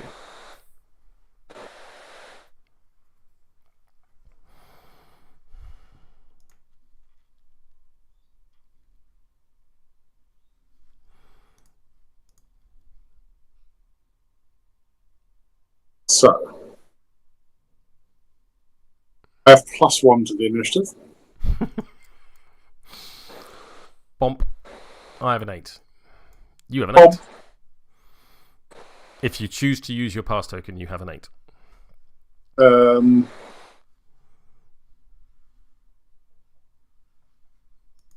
14. Oh, well, there we go. What would you like to do, winner of initiative? So, the problem I have now is that both Seamus and Manos are closer than I'd like to the scary fire lady. I mean, one of them is definitely closer than the other. For sure. From a rules perspective, there is an impassable marker between Reva and Seamus. I cannot push pyre markers through impassable things because they're impassable. You also have a copycat killer that can just swap positions with Seamus at a moment's notice. This is for sure. Doesn't require line of sight. Doesn't have a range. Pretty nice. I think Manos is the one who I want to go first with. Let's just quickly do a count up for pass tokens. I have 1, 2, 3, 4, 5, 6, 7, 8, 9, 10, 11, 12, 13, 14 models. 1, 2, 3, 4, 5. What am I missing? I'm sure I've only lost 1 model. You've lost 2 models. I've killed the Rotten Belle and the Keepside Stranger. Oh, yeah. I didn't want to kill the Rotten Belle, but I red-jokered. What were you on? 14, was that? Yeah. Frig. Alright, I'll have 9 pass tokens then. Sure.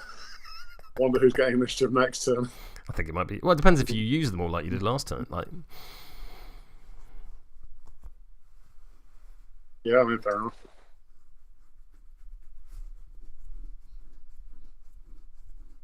So part of me wants to just murder the little things that are around while I can. A part of me wants to get the hell out of there and slap Ezekiel to death. Although I won't, because he'll just pass it off onto other things. It's kind of the theme of the crew.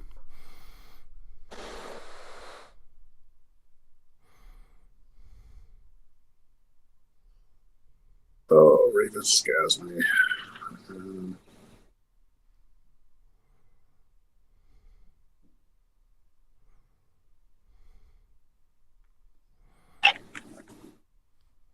very much not where I want Manos to be.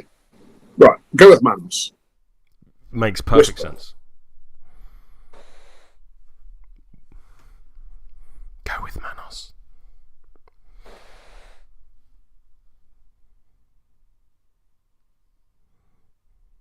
Okay, that is Whisper done.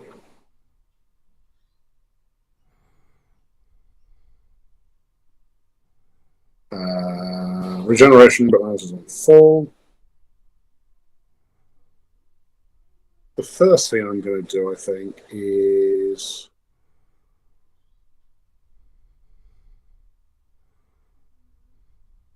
Oh, actually, no, that... yeah, all right.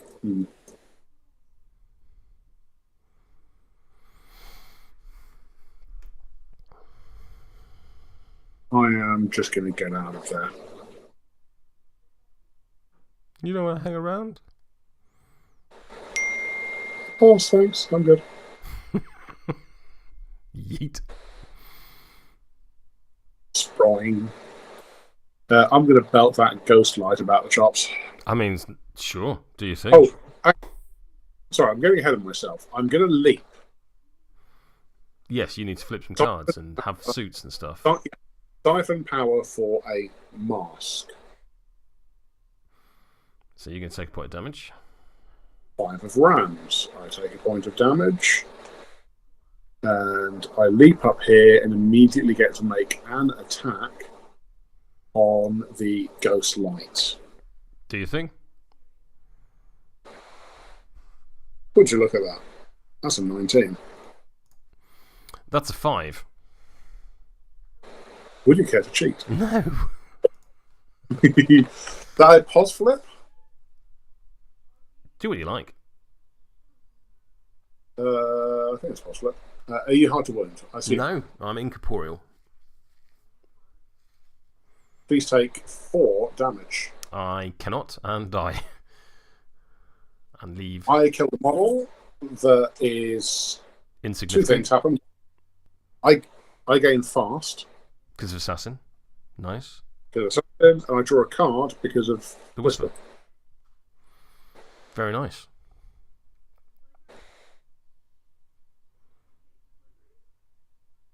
I'm then going to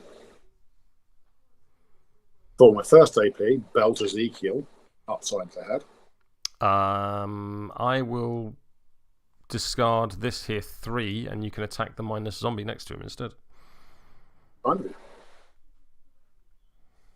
Wacha. 10. 13.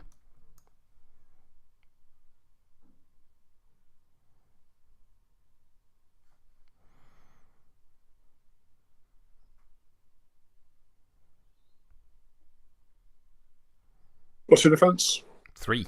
3. I'm going to go up to 15. Crack on. Nick Flip goes to double Nick. Siphon life. Oh, no, sorry, wrong card. Apologies. That card, because I can read. Yep. Siphon life.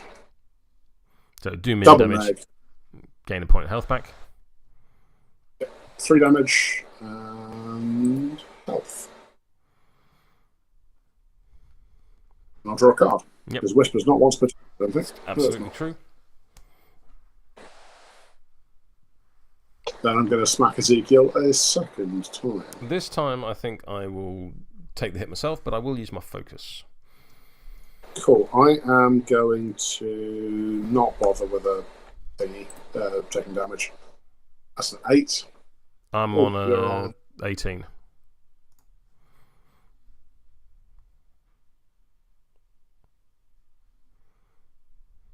Let's go to 19 for Siphon Life. Yep, do you think? Single neg. Single leg. 3 damage, and I would heal 1, but I don't. Ezekiel takes 3. For my final fast AP, I'm going to belt you one more time with a Yari. And I'm going to this time take a damage for a mask. 18. Stupid sexy jackdaw. Oh, that messes me up. Quite a bit, actually. All right, fine. Ezekiel does not die. None of that was on your clock, so I shall take this activation off the clock. By all means. How do I want to do this is the question.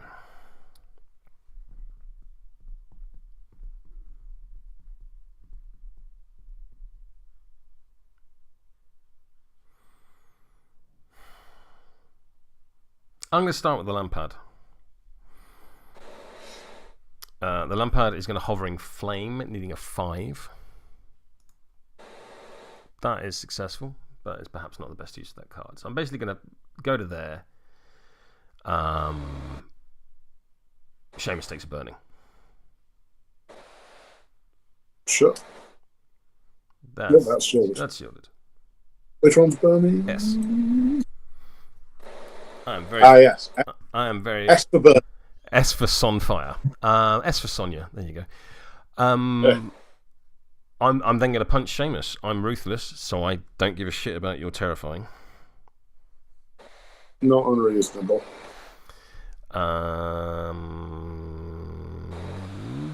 Pop. That is a defense, I assume? Yeah. 15. 15. I will go to. I will cheat and go to 17. So you'll need a 13 to tie. Yeah, fine.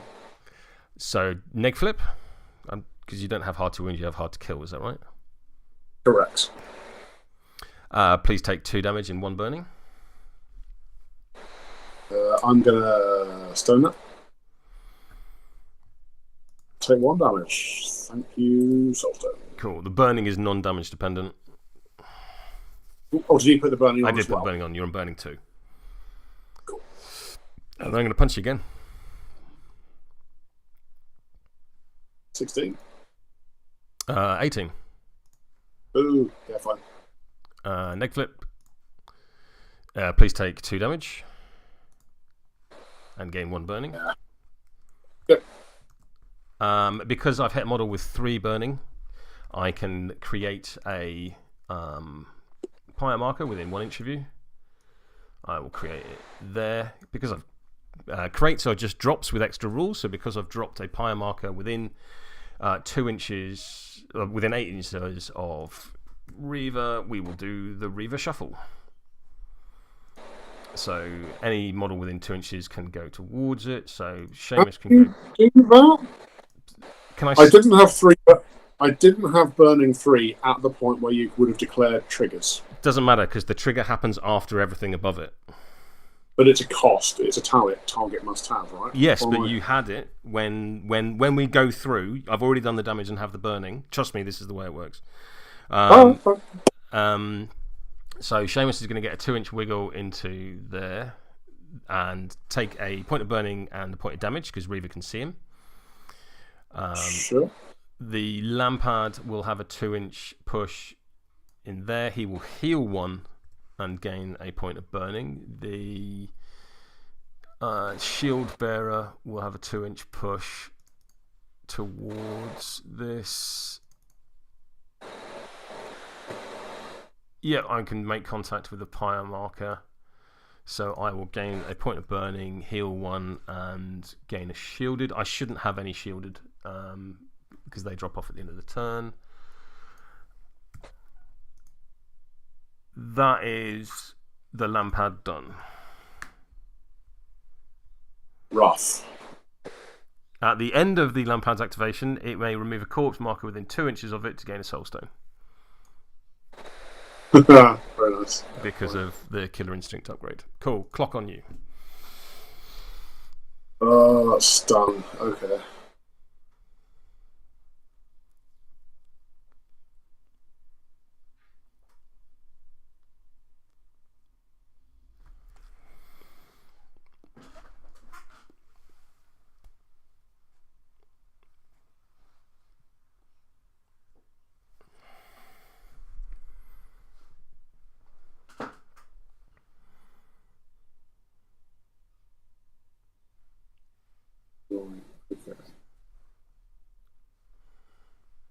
Um,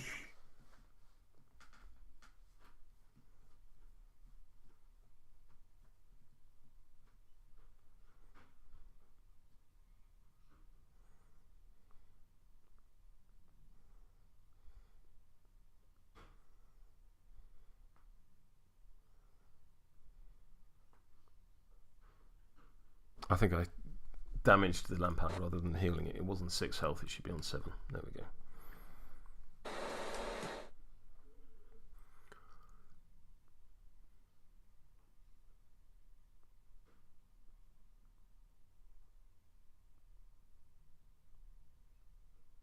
Oh, this isn't great.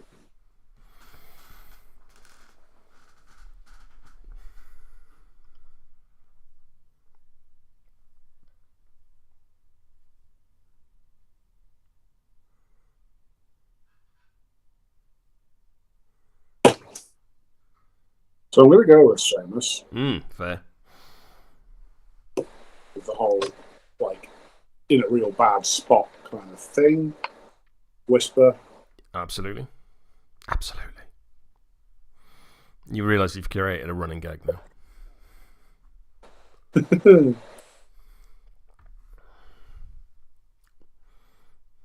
So, Seamus is gonna try and secret passage. Go where the fuck he wants. Oh, look at that. Who knew? No. Up. Here. That's a long way away from me. Not a long way away from Ezekiel, though. No, Ezekiel's pretty fucked. So, hang on. I'm going to place... Apologies. I'm going to place myself here for strategic shoot purposes. For reasons known only to you. I'm going to shoot in the face. Before you do, you're going to gain a point of burning. Oh, yeah. Because you took an action whilst within hazardous. Yeah. Very true. So, shot on Ezekiel. Shot on Ezekiel. Armor 15. Oof. I'm on 19. It's almost as if you knew it was coming. Indeed. Single leg? Single neg. I don't think I've got anything relevant at this point. That is 9 points of damage. Wham! I don't even think I should leave a corpse marker. Like, just a pair of smoking boots and a kind of pretend hat. That's actually not even. I do think I should still have the zombie underneath carrying him around, and he just continues to like. Oh, it needs to. Ezekiel really should have had like a kind of "I'm done with this" demise, but is a mindless zombie instead. That's funny. That is funny. Yeah, Ezekiel doesn't have enough rules for a 6-point enforcer. Yeah, he's dead. He's very dead. Cause for celebration, picking up. Before you do, draw a card because of the whisper. Oh yeah. Thank you very much. Draw a card. Pick up a corpse. Yep, for cause for celebration. And then I'm going to shoot something else. Yes, absolutely. I mean, it's a target-rich environment. Speaking of so rich, I disapprove of that. Although, obviously, you're also one. So, yep. I'm going to shoot the Ghost Eater. I'm going to spend my focus. Not unreasonable. Not unreasonable. He is an enforcer, but he is attuned, so I do have not unreasonable. Soul stones available to me, just to let you know, because it's probably the first time you faced the Ghost Eater. Oh, fuck off. Oh, hello. I'm on a 17. I'm on 18. Yep, you can have your. Did you say you used a focus? I did. Cool. I'm going to spend a stone to put you on an egg. Very nice. Neg flip, then you gain stunned, and I push you up to 3 inches in the direction as well. Yeah, hang on. Just let me have a little thinky. I'm going to use a a stone, but I'm then going to kill a ghost light within 3 inches and gain a stone back. Okay. Have your neg flip, sir. So bam, that'll be 4 damage. Oof. I think I'll then spend a stone to reduce it by 2. Sure. I gain stun. You're stunned. Yes, and I will push you into slapping range. Over there. Are you sure about that? Have a quick read of Seamus's front of card, particularly YLO Love. Oh, this is really good. Yeah, I'll do that. Sorry. That's quite a lot. Very cool. YLO Love is one of those few rules which is on both versions of the title, and of course I'm very familiar with Seamus too. Yes, indeed. So now you get a bag of tools. Bag of tools. Chop. That's a 13. I'm on a 13 as well. Would you care to cheat? No. Double neg? Double neg? Yeah, because we're both on. No, I'm hard to wound, so triple neg. It should have been another neg. 2 damage. Previous one, but never mind. 2 damage. Oh, sorry. There's a neg anyway. 2 damage and injured 1. I will spend. No, I don't think I will. I'll just take the 2 damage and I'll take an injured. That's not an injured. That's not an injured. That's an injured. I knew it was one of the WASD keys because you keep doing it by accident. Indeed. Yes.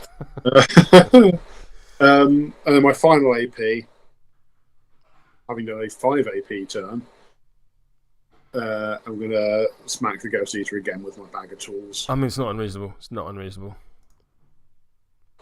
Pow. I'm on a 9. I'm going to go up to a 15. You're on an 8 as well because of injured. You're absolutely correct. I'm going to put this guy in because all of your scary models have gone now. So that's 16. Yeah. Yeah, fine. Seamus is done. Clock on me. Clock on. I think I'm going to go with the Ghost Eater.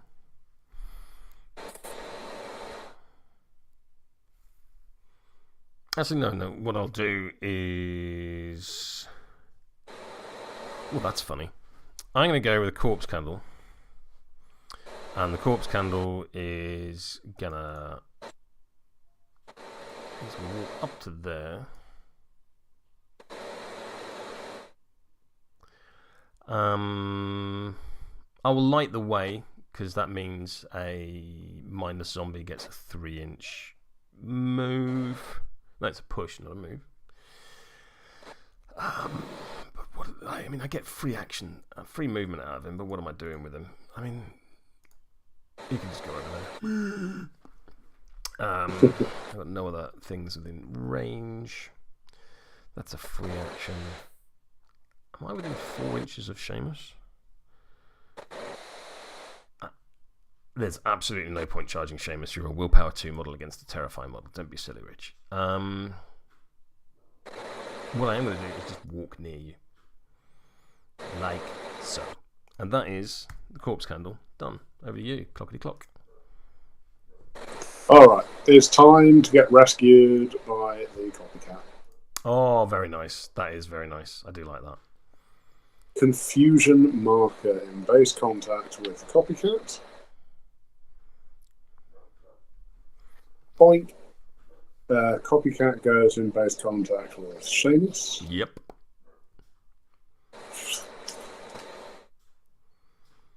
And then Seamus goes in base contact with the confusion marker, which then goes away, which interestingly makes it a kind of quantum foam-esque marker.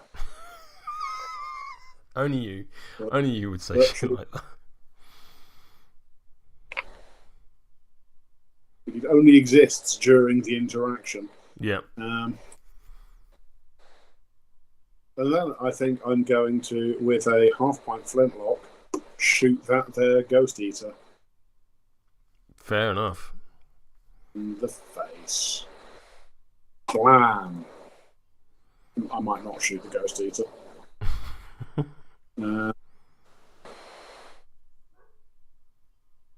Trying again. Go for it. This Ghost Eater hasn't been yet, and he's going to kill. He's terrifying, I guess. Yeah, that's fine, whatever. Bang! God. Got some shit cards out of the way. Yeah. Shrug. Done. I'm going to activate the Ghost Eater. Yeah, fair. The Ghost Eater is going to use Consume Essence on the Corpse Candle. I need a 4. That is an 8. As a reminder, you are stunned, so that is an AP, yeah. The 100%. 100%. So I will kill the Corpse Marker and heal its health. So I'm going to heal 2. When the Corpse Candle dies, it will become a Pyre Marker. Blink. When the Pyre Marker goes down, any model within 2 inches of it is going to get pushed. Boop. And you're now within 8 inches of Reva, so you're going to gain a point of burning and take a damage. How do you feel about being a Lampad? At the beginning of the Ghost Eater's Yeah, activation, if it's alright with you, I will discard a card to summon a Ghost Light within 3. These are not mindless, so you will gain a pass token.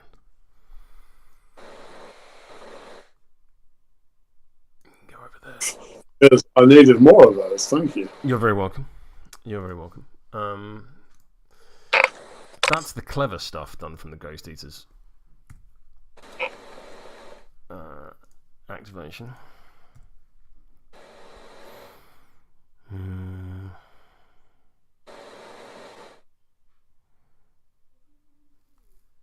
And I think then I'm going to focus and say go. That was all done on your clock, so please take your activation on mine.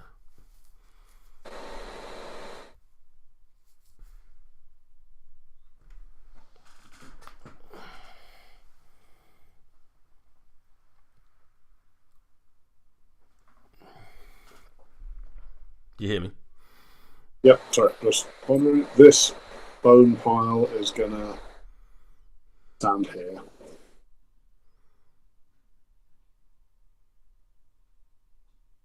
So you got cool. So clock on me.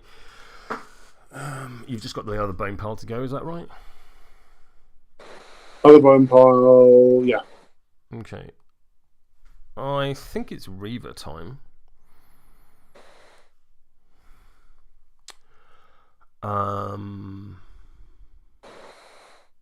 Yeah, so let's look at the top cards of here. Okie dokie.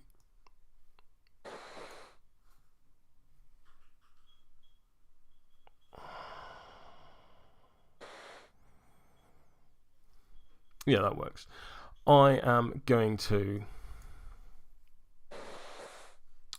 fan the flames, targeting the one underneath the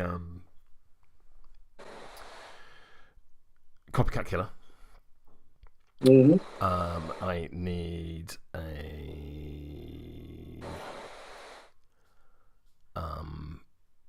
5. I've completely... Yeah, no, we're fine with this. 5. Yeah.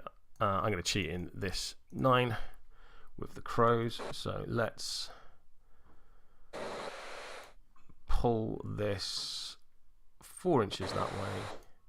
That will place the Copycat Killer in base-to-base contact.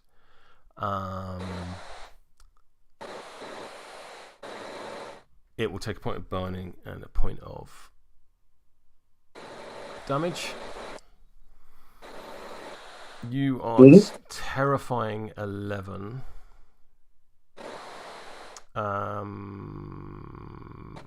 So I'm going to target you with Immolate. I need a 5 or better for my Terrifying,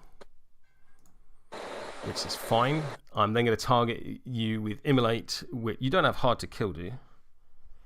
I don't think so. No, you don't. No, I don't. Target Immolate will do damage equal to your current burning condition. If it kills you, it summons a Lampad. This is versus your defense. I'm on a 20.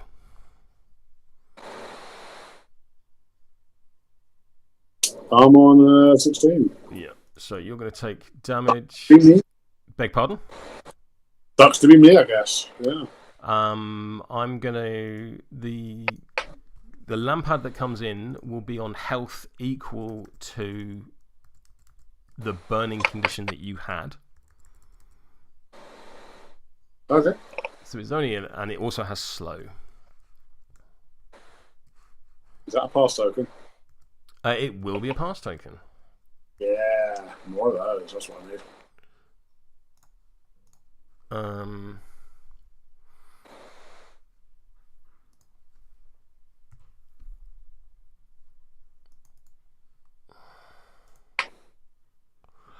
I'm going to target the Lampad with my fast action, Fan the Flames. This needs a 5.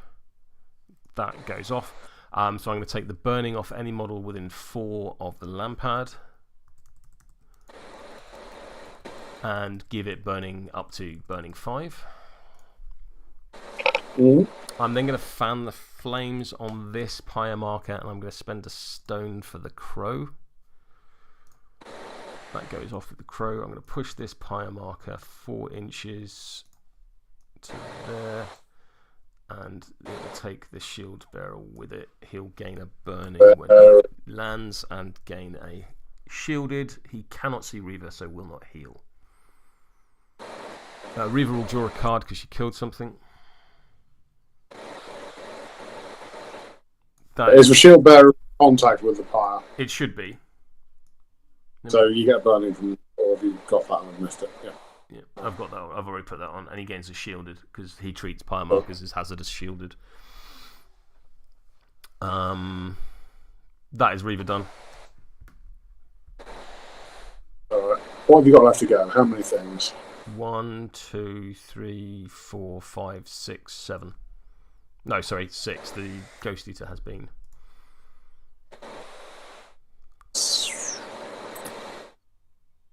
How many pass tokens would you like to say you're using to make me fully activate? I'm just going to go one at a time in case I need to change my mind depending on what you've done. But pass for now. Not unreasonable. I'm going to go with the Lampad that was just newly created. He is going to walk. Let me add a Lampad to my list. He's on 2 health. I'm going to. He will walk. He's got a 5-inch walk. Basically, I'm going to walk to there, taking the pyre marker with me, dropping it on Manos. Manos will take a point of burning and a point of damage. It is a place, however, not a drop, so none of the wiggles happen. I'm then going to hovering flame, needing a 5. That is a 1. I will let that go. Clock on you. Pass. Clock on me. I am going to go with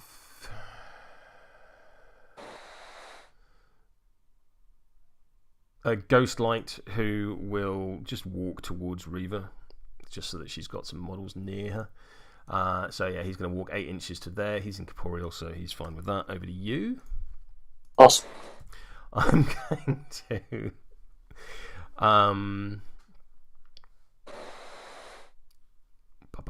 what am I going to do? This mindless zombie is gonna walk to there and focus. Over to you. Pass. I'm going to go with the Shieldbearer He's already at 2 focus, so I'm going to drop a scheme marker next to this here thing. I will gain a point of burning and a point of shielded. And then, frankly, he's done. Over to you.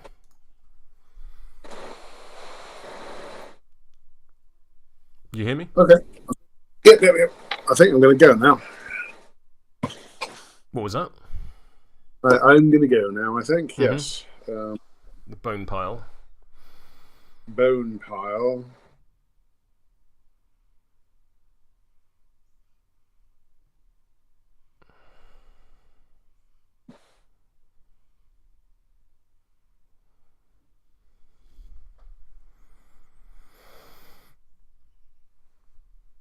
I'm going to throw Seamus a bone. Doesn't need a flip or anything. I take a damage, and Seamus chooses to lose the burning condition. Amazing. And then heals 1, 2, 3. No, it's or, not and. Oh, you're absolutely correct. Why does it not say and? Yes, indeed. Dupe.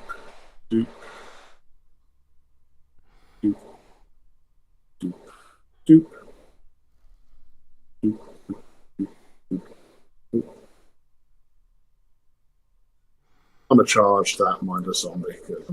Not unreasonable.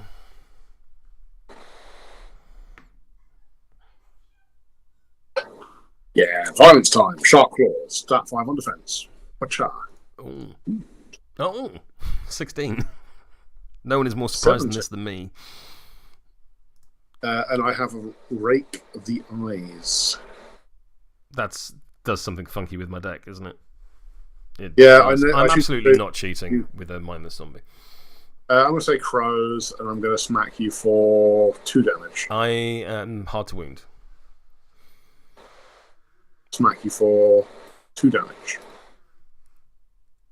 And crows, so the target must reveal the top 3 cards of its face deck. There is no crows there. And place the rest back on top of the deck in any order. So please feel free to do the things.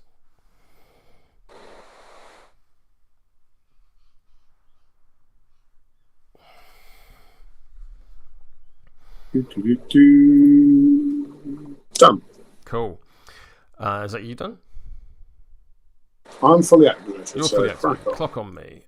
So I'm going to go with the Enslaved Spirit. The Enslaved Spirit is going to Chain Gun has a range of 3, so let us basically going to just walk to the zenith of that 3-inch-ness. I ignore I'm incorporeal, so I don't give a shit about stuff. I'm going to Chain Gang that there Shieldbearer, so he's going to go 1, 2, 3. He will gain a shielded, a burning, and heal when he walks into the fire.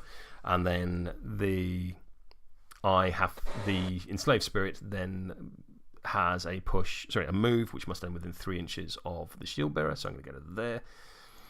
I'm then going to walk in such a fashion that I am within 2 inches of that there raid the Vault marker. That's him done. The Shieldbearer is just going to walk forward 10 inches. Or 5 inches, more accurately. Probably. Let's do this. So I'm going to go to there. I will gain a burning and a shielded when I go through the fire. I am then going to charge the bone pile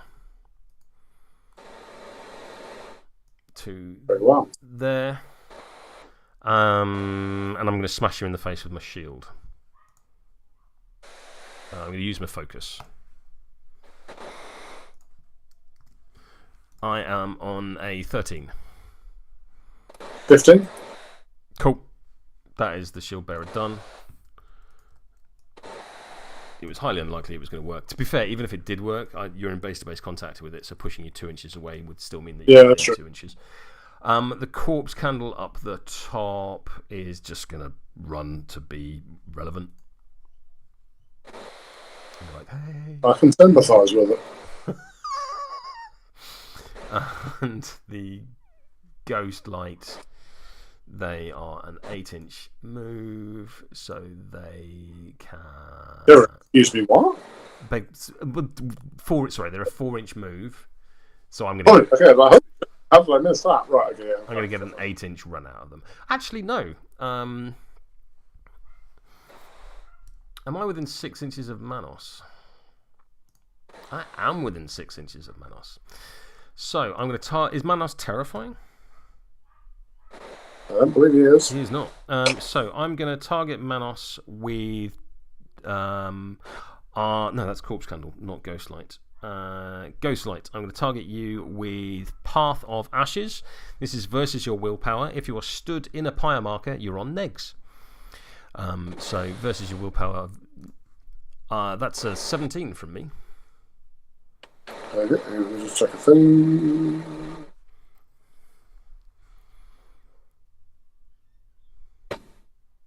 You're 13 for me. You're on a neg. Burning 2. Oh, sorry. 13. So you'll gain Burning 2. Sure. Because you've gained Burning within 8 inches of Reva, you'll take a point of damage. Okay. And then I'm going to do it again.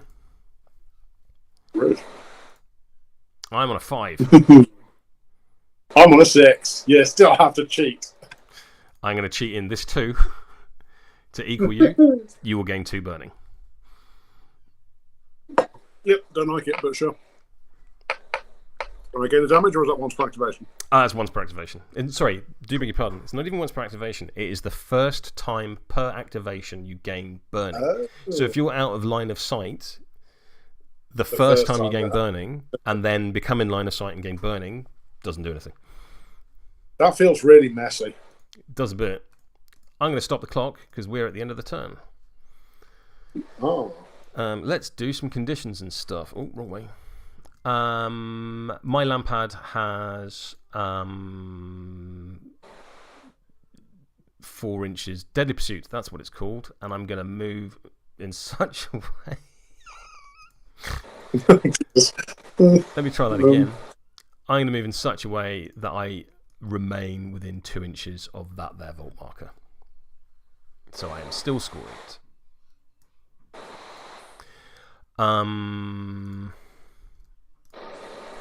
You have no one on. Oh, sorry. Manos is on. Manos is very much on fire. He is going to take 2 points of damage. Can I stone that? Yep, fair enough. He takes no damage.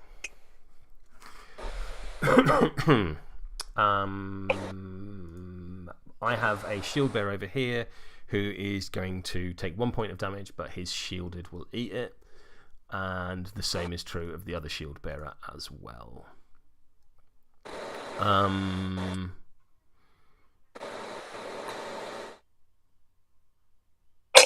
think that's it. Over to the Ghost Eater will lose injured.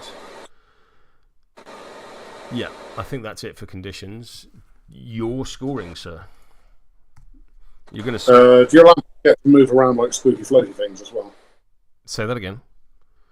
Do your Lampads get to push at the end of turn? Or I've done that. This Lampad gets to do that because it has the Killer Instinct upgrade. This one. This one is the Copycat Killer on fire. Yes. So vaults, I've got 3 vault points. You've scored vaults. I've scored vaults. I assume that is with them. I have that. I have this one. Sorry, I have this one and this one. You have that one and 2 for that one. Yep.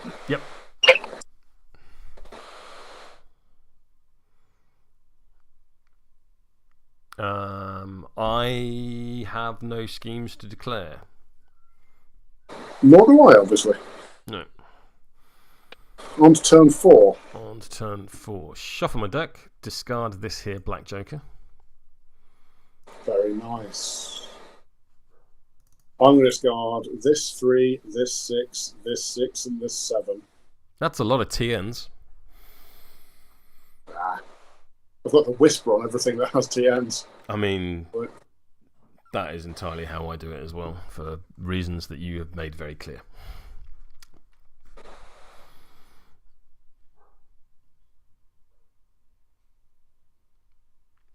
I think I'm good to go. You were the aggressor last turn. Would you like to stone? No, I'm good. I think I will. I will discard this 1 and this 3. Initiative that you're going to win. 19. 6. What would you like to do? I would like to go first because otherwise that's a dead Manos. I mean, who becomes a... it's not a dead Manos, it's a new Lampad. I would like to just very quickly do some app admin. I have a Reva on 10 health. I have 1 corpse candle, not 2. I have a Lampad on 7 health. I have a Ghost Eater on 6 health. I have 2 Shieldbearers, both at full health. I have 1 Enslaved Spirit at 2 health. I have 2 Ghost Lights at 2 health. I have a Mindless Zombie on 1 health.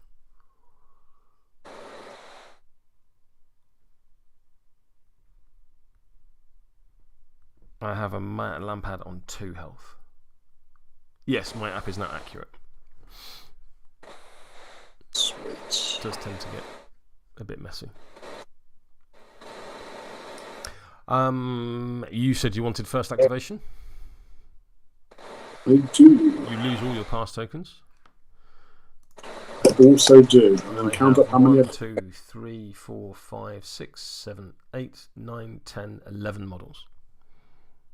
I have 4 models, so my total is weirdly still correct. There you go. There we go. Right, okay, so it's going to be Manos who goes first. He's going to regenerate. Mm-hmm. He's going to whisper.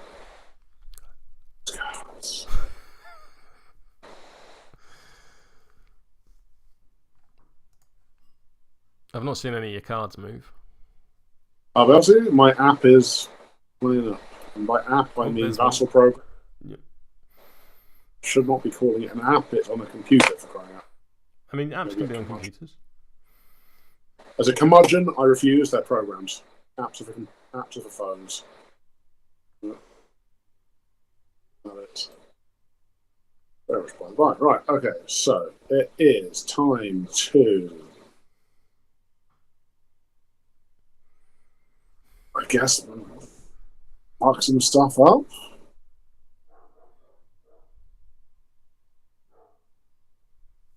Yeah, I guess I just need to commit a lot of violence and hope. Great album, Violence and Hope. Yeah, alright.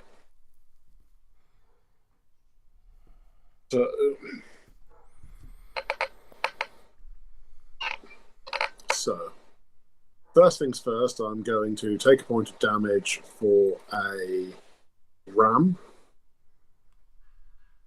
And I'm going to leap. Cool. You're going to gain a point of burning and take a point of damage. Oh, well. So you should be on burning 6. There we go. Then I'm going to leap. The question is, who do I want to try and kill?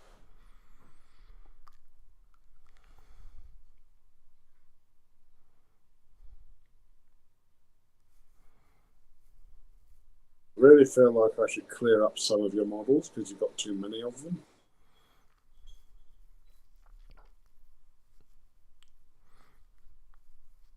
I think the correct answer is to place here Okie dokie. and belt the ghost light. Go for it. Start 6 on defense. Chow, that's an 18. Yeah, that's plenty. I am on a 11. So that's a straight flip. That's a straight flip. I'm just incorporeal. I don't have, but you've stoned for presumably a ram. No, because it's the ram was for the sudden strike trigger. Gotcha. So this attack is off a trigger. So you're not I doing need a Siphon. moderate. Got a mod. I can't. So, because you can't declare a trigger off a trigger. Gotcha. Okay, yep, fine. So 3 damage. Yeah, that'll kill it. Which gets me a card and a fast. Yeah, Assassin seems much better than Manos than it does on all of Last Blossom. Yeah. Right. So I think the correct thing to do now is try and put the Ghost Eater in the ground. Okay. Gonna smack. Ghost Eater or that there Lampad. It's got to be the Ghost Eater. It's just too good. Stat 6 on defense. Stat 5. AP. Ow. 11. 18. Outrageous. 19. Have your neg flip goes to a double neg due to hard to wound. Oh, sorry. Indeed. When the Ghost Eater died, when the Ghost Light died, the Ghost Eater healed 1 due to Final Veil. Okay. Right, that's brilliant. Double neg, and I'm going to declare the trigger to give you adversary. Fair. Please eat 2 damage. Yeah, right.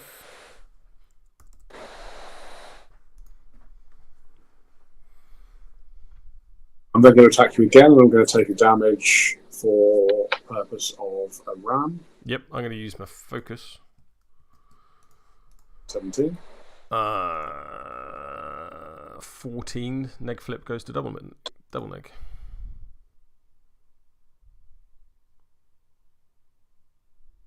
Oh, disappointing. 3 damage, and I'll heal 1. I'll stone.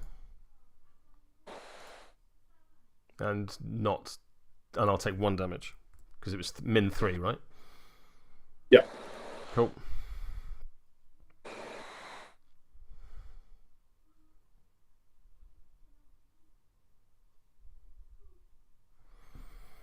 Oh, I can't remember what I was scared.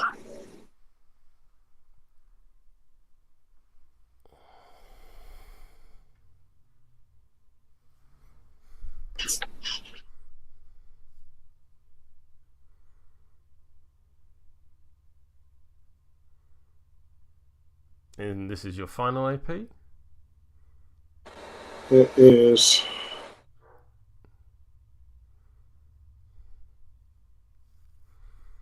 Oh, this isn't great.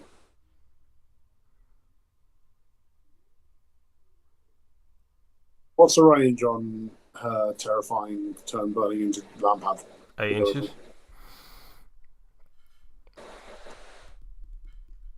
Yeah, everything on a card is 8 inches, which is very nice. Convenient. Do I leg it?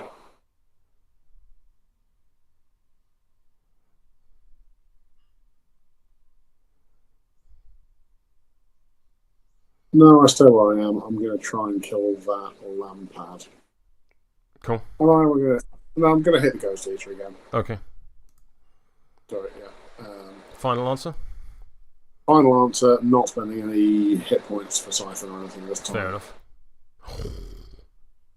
Yeah, I'll take it. Yeah, fair. I'm on a 15. You're on a 20. What suit would you like? I would like Siphon. So that is a neg, goes to double neg still, sadly. Yep. Please take 3 damage, and I'll heal 1. I'll use my last stone. Because I can make more. And I'll take 1 damage. Sorry, did you do 2 or 3? 3. I'll do 2. I'll take 2. That's Manos done? Yep. Right. Over to you. Clock on me. I will.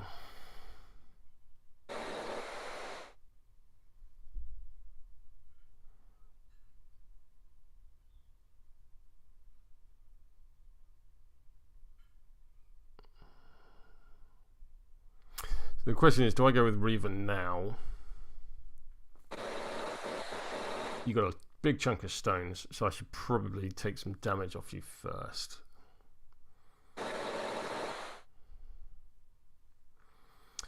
So I'm going to go with the Lampad. The Lampad is going to Hovering Flame, needing a 5. So I'm going to go with the summoned, the Copycat Lampad. Needs a 5. That is an 11. I'm going to float basically to the other side of you. You'll gain a burning, and when you gain a burning, you take a point of damage. Sure. Because of Reva bullshit. I'm going to punch you in the face with my Flaming Fury. Stat 6 versus your defense of 5. I'm on a 10. I'm on 15. You're on a 15. I will join you on 15.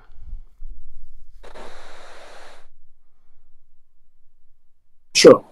So I'm going to punch you, double neg. You're not hard to wound? Nope. Not hard to wound. So. Sorry, turn. So 2 damage. That. Of course. So. Cool. A point of burning. I'm going to create a pyre marker within an inch of you. When that drops, you're going to take a 2-inch push. Gain another point of burning. I will also push, gain a point of burning, and heal 1. My intention here is to try and block line of sight to Manos from the bone pile. Okay.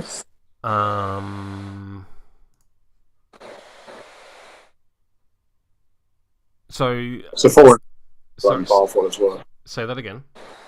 The bone pile's condition removal is a 4-inch range for what it's worth. It's also the healing I'm worried about. I can get burning on you very easily.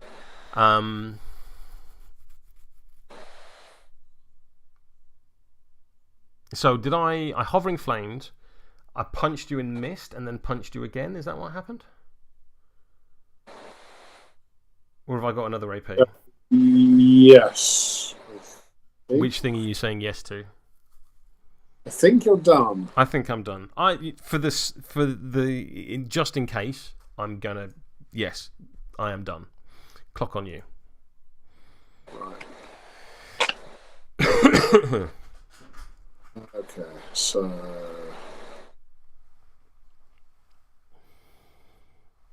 I'm gonna go with this bone pile. Yep. Smack that zombie. Have you got a 2-inch range? Oh, was it moved? Because I was within an inch of it last time. Then you should be slightly closer. Okay, sorry. It looks to me like it was within an inch. But, yeah, just we know what the intent was. Just come in. Yeah, perfect. Absolutely perfect.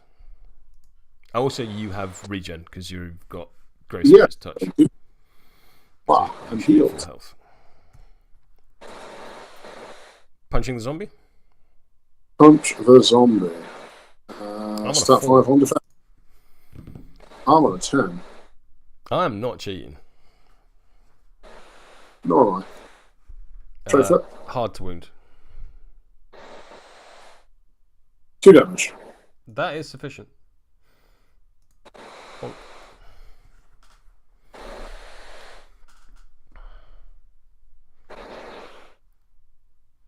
So I'm going to walk to be within 2 in base contact of the. Yeah, because now I can't shield bash you out. Well, I can, but I'll have to. I can shield bash you out still, but I'd have to hit you twice and push you. Yes. Because presumably, let's have a quick look at shield bash. Shieldbearer. It is up to 2 inches, so I could push you 1 inch to the end of my engagement and then hit you again. So it is possible. It is possible. In actual base contact. Base contact is the intent. Yeah. We are in agreement with that. Oh dear. Cool.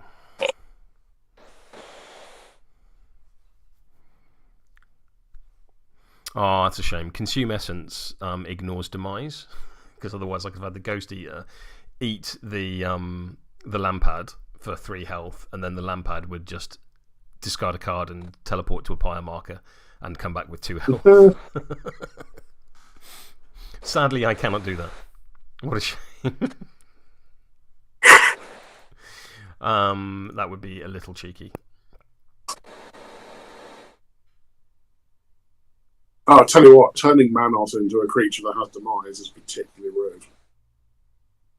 Sorry, say that again. If you turn Manos into a Lampad, a thing with Demise, when he has Lantern of Souls, that is particularly rude. That is quite funny. That is quite funny.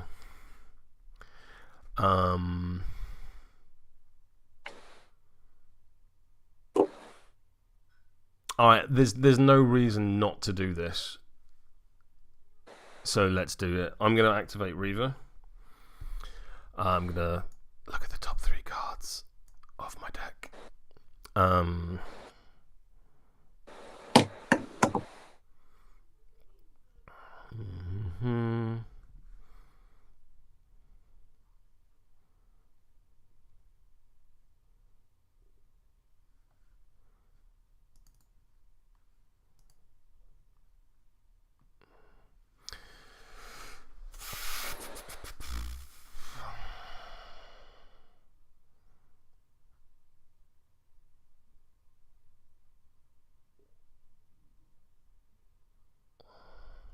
Okay.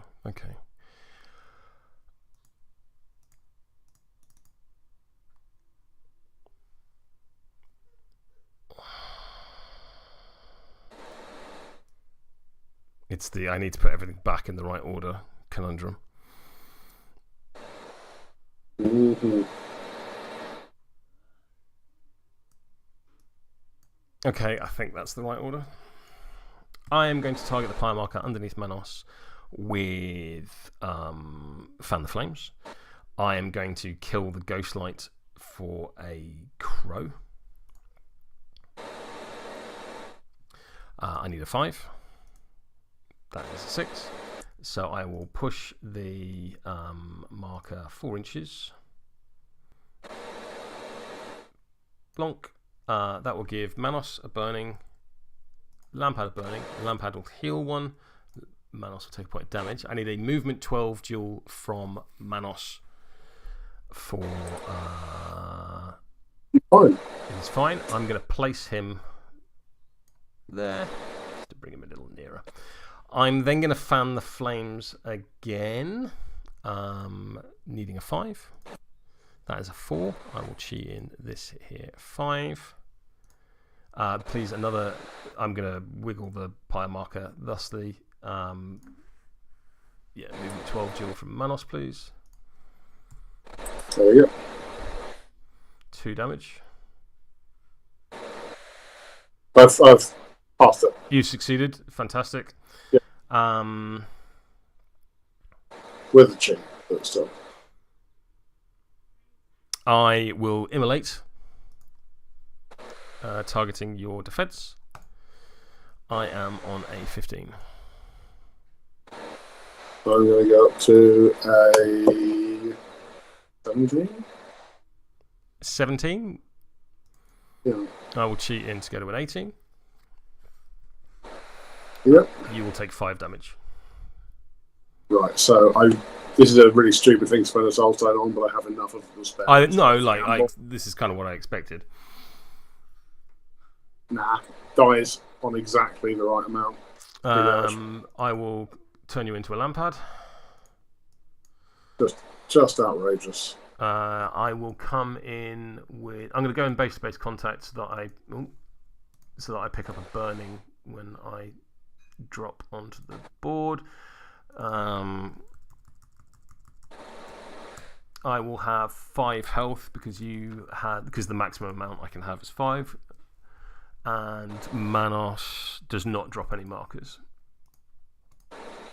because he's now another model, and that has slow. I found the flame flies twice. I've immolated. I will draw a card because I killed a model. Do I want to Lantern's Light anything? I don't really think there's much point. That is Reva done. I have a suspicion I've scored my last VP this game. Yeah, but it's whether or not I can score enough to chase you. Oh, yeah, there's that. If you need one, I feel like you're probably okay. Okay, yeah, maybe.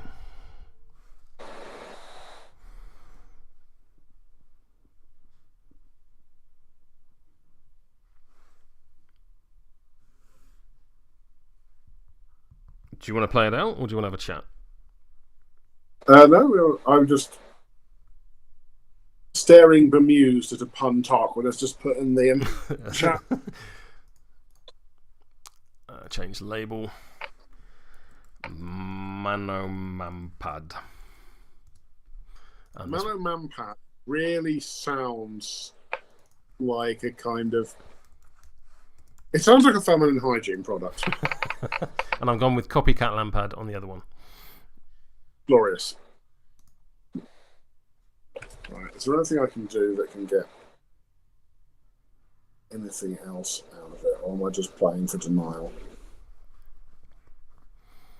There are a lot of corpse markers on my hard part of the board. I've just put the clock on me for the purposes of thinking. Indeed. So, if I want to deny...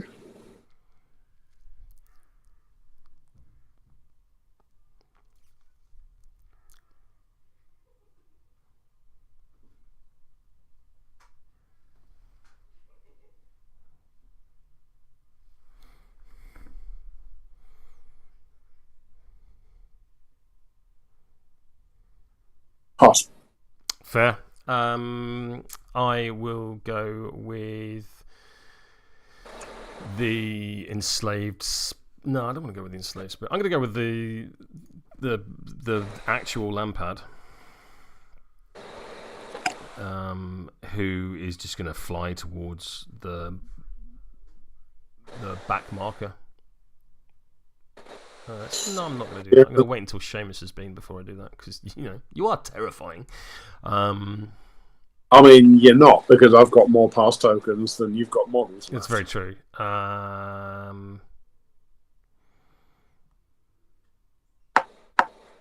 Joke's on you for killing too many of my things. I know, there's no way I'm scoring Hold Up the Forces now.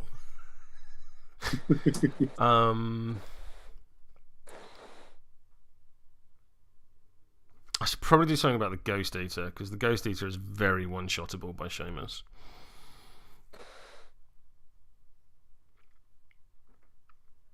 And I think what I'll do... Yeah, I'm going to activate the Ghost Eater. At the beginning of the Ghost Eater's activation, I'm going to discard a card to summon a Ghost Light. Within 3 inches of me. Oops. What's your adversary? What's the when you gave me adversary? What is the adversary you're giving me, by the way? It was from Manos, so it's adversary, ancestor, so no one else benefits from it. So we may as well take it off. That is the key thing that I was curious about.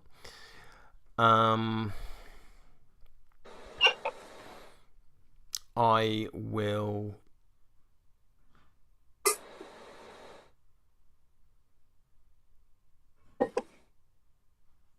I'm going to heal the... I think I'm within 8 inches of that corpse candle. Oh, I forgot to summon a corpse candle within 3 of Reva when I... Yeah, go for it. Do you mind? Thank you. Yeah, go for it. I don't even think it's 3.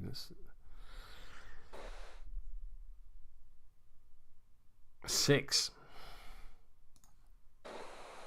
So that can go over there for reasons. I'm going to... No, it's not. It's going to go there. I'm going to target the corpse candle number 2 in front of Reva with the Ghost Eater's Instill Youth. Yeah, this is not the best play, but I think it is the right play. But before... I assume we're going past... corpse candle. Yes, you will. Before I do that, I am going to take a walk. So I'm going to walk down to there, clipping the pyre marker as I go. I'm going to get a point of burning and heal one because Reva. I'm then going to instill youth on that corpse candle, needing a 6. That is a 12 of tomes. I'm going to declare the blinding light trigger. So the corpse candle will heal 1 damage, 1 health, and then it will take 2 irreducible damage dying, and summon a corpse light into base-to-base contact with it. Like that. The corpse light is going to die. Sorry, the corpse candle will die. When it dies, it makes a pyre marker. When a pyre marker comes down, we do the Reva shuffle. So Reva's going to shuffle over there. She's going to heal 1 and gain a point of burning. The ghost light is incorporeal, so it doesn't give a shit, but it will still take the 2-inch push. When the corpse candle dies, final veil will trigger on the ghost eater and it will heal 1. And then it will essentially walk up to this marker. I'm going to gain another point of burning, so that you have, if you want to claim that marker, you've got to kill him with Seamus. I think is roughly my plan there. Over to you.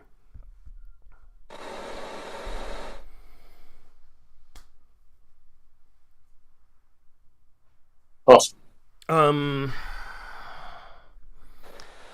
I'm going to go with the Enslaved Spirit, who will drop a scheme marker in base-to-base contact with himself. He's then going to walk 4 inches towards the other marker. He will leave some room and then chain gang Reva. So she gets a 3-inch move, but it will be impacted by terrain. 1, 2. And then probably just enough. Oh, she's already in, but just a little bit more.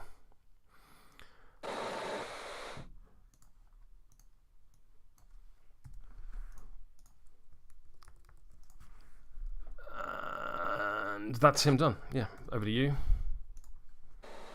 Pass.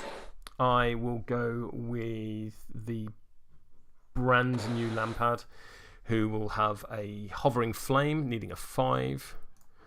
That is a 5, so he's going to take a walk of 5, ignoring other models, but any model he passes over will gain burning. So I'm going to go up this way. Yep, I'm going to cheat in this 7 so I can take that marker with me. He's going to gain burning. He's going to gain burning. No one can see Reva, so health won't be impacted. I'm then going to go for a walk and go 1, gain a burning, 2, 3, 4, and 5. I'm then going to place any pyre marker that I took with me.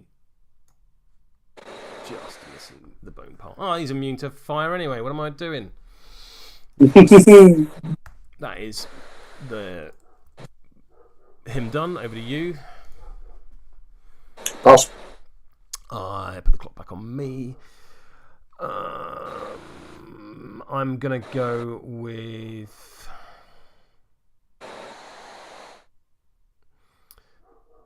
the Shieldbearer, who is going to charge the bone pile. I'm going to charge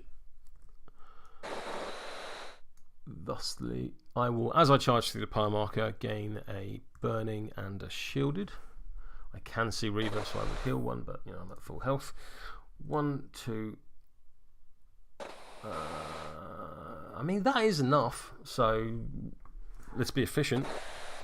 I'm going to use 1 of my focus to power you in the chops with my shield. That is a mighty 10. Sorry, I'm telling a lie. That is a 9. A mighty 9. Wait, no, Mercer. As you can probably tell, that did not work. I don't have a lot else going on, and Seamus is just going to kill what he wants. So I'm gonna put in this and make it a 15. I'm on a 10, so yeah, crack on. So you're going to take 1 damage and be pushed 2 inches in the direction of my choosing. So I'm going to push you basically to the end of my engagement, and you'll take 1 damage. Yep. I'm then going to hit you again with a focused shield bash one more time. 15. I'm going to go with a stupid sexy jackdaw and go to 19. Sure. So that'll be a 2-inch push, 1 damage, and then you'll take 1 damage from the hazardous as well. Yeah. As you fall down a hole. No, my bones. At the end of my activation, there's absolutely no point removing that corpse marker because there's like a bajillion on my half. So at the end of my activation, I'm going to use Plant the Shield to give myself shielded 1 and staggered. That is the Shieldbearer. That's that Shieldbearer done. Is the goatees activated? He has activated, yes. Still a pass. I'm going to go with the other Shieldbearer. I'm basically going to do the same thing that I just did up the top. Yeah, sure. So punchy. I'm on an 8. We're up to higher than that. Cool, I'll do it again. Ooh, 17. Nice. 17 to my 17. Oh, you're on stat 6. Yeah, fair enough. All right. So 2-inch push and 1 damage, but you're still going to be in scoring range. Not that it matters because we're evenly tied at the moment, unless I can deal with that. And then at the end of my activation, I'm going to get shielded and staggered. That is Shieldbearer done.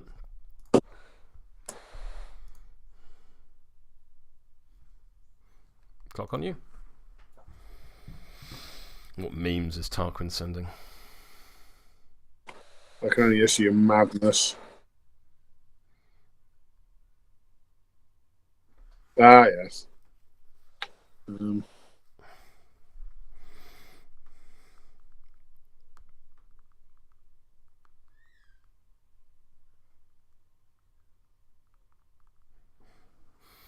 What you got for me?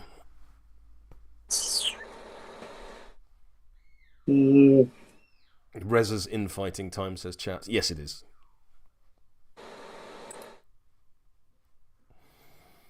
Which is, I believe, the entire plot of M3E.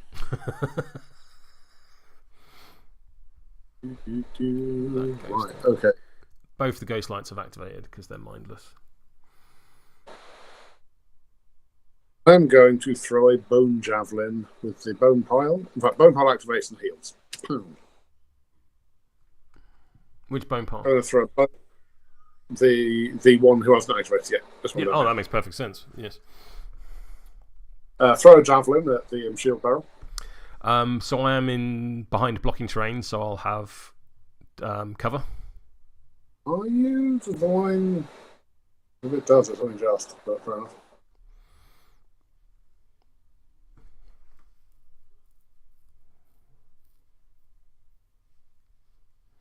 Do you want to change your mind?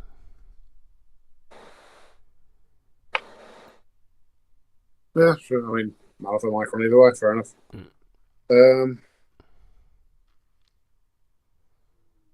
I'm still going to go with it. Cool. I mean, my defense is still now, even with the bonus, just 5. Oh. I'm on a 10. I'm going to go up to a 15 for crit strike. Yep. Double neg? I'm trying to remember if I'm not hard to win. Trying to remember if I'm hard to win or hard to kill. Hard to kill. Yeah. So single neg. Yep. No damage? God. But you take damage? I do? Oh, yeah, I do, yeah. Because you threw one of your bones at me. Threw a bone at you, yes. Oh, right, okay. I'm going to bury myself. Okie dokie. Because, yeah, next turn you can come out over here. Yeah. It is a target-rich environment for you. Corpse. We don't talk about it. Sorry, poor choice of words. Corpse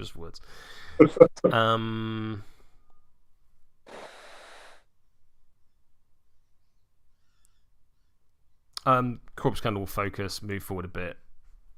He's doing what he should be doing. Over to you. Pass.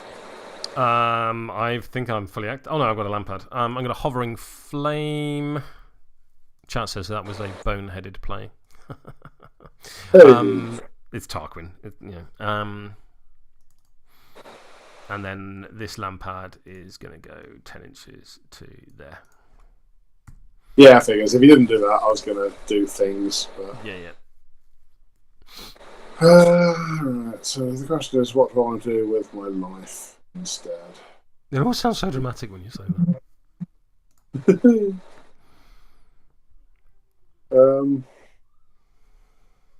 I want to kill stuff. I mean, you've got the master for it. Yeah. I'm very disappointed you haven't killed him yet. But say that again. I'm very disappointed you haven't killed him yet. Bring him nearer. Stop taking burning off him. If you want me to kill him, I'm like... Because I know of your hatred of Seamus and his fluff, I'm more than happy to oblige. But you've done very well at keeping him alive. Thirdly, so, right. Shieldbearers are a pain in the arse to kill with them. They really are. For a Defense 4 model, they're very hard to kill. I'll tell you what I'm going to do. I'm going to do the words on the card in the order they're written. I'm going to do Whisper. Yep, makes sense. I mean, you absolutely can kill them. Because you've got the...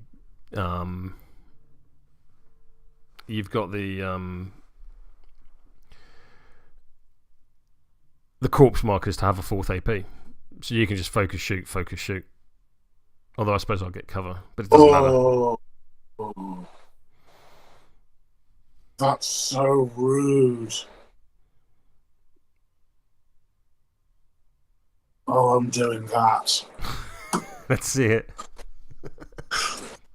Oh, please let this happen. Please, please, please.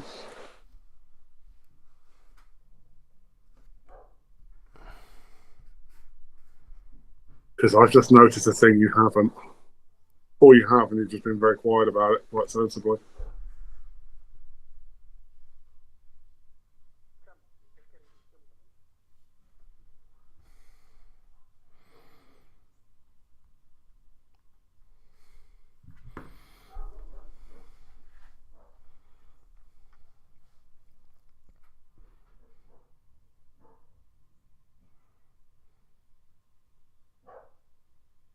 So this is a secret passage walk.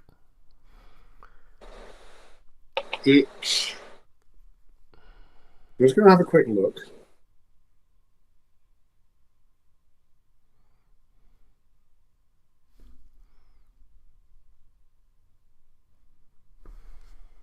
That's right. I'm going to just quickly reconsult what I put on the top.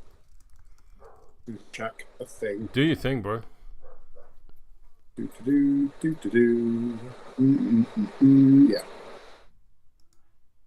Okay, so I'm going to secret passage to there. Needing an 8. What do you know? Then I'm going to charge Reva. Okie dokie.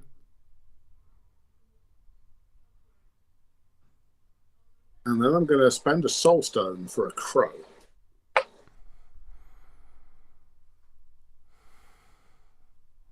What does a crow give you? Oh, the fucking ghostlight. Does the ghostlight mess me up? I think it might. Can't remember what the order is on them.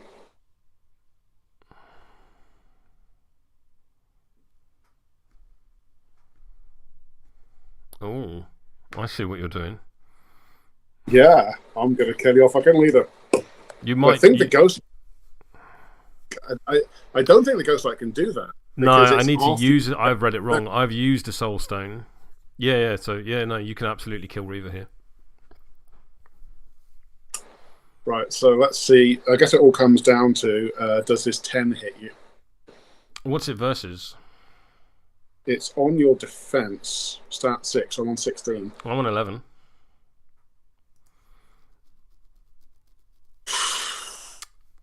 So the last thing that's going to happen is the model is removed.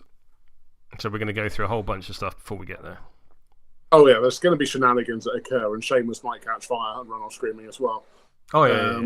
But yeah, I think Reva's dead. Damage flip either way. I should have used my focus. Do you mind? Yeah, go for it. But no, I don't mind. I'm on a 16. So am I. Cool. Yeah, because I got no stones on my cards. Alright, this is interesting. So do your damage. So that'll be 2 damage and injured 1. 2 damage and injured 1. So the damage I'm going to shunt off onto the corpse candle. So the corpse candle is going to become a pyre marker, and when Reva kills something, it will become a pyre marker. I'm then going to shift you 2 inches.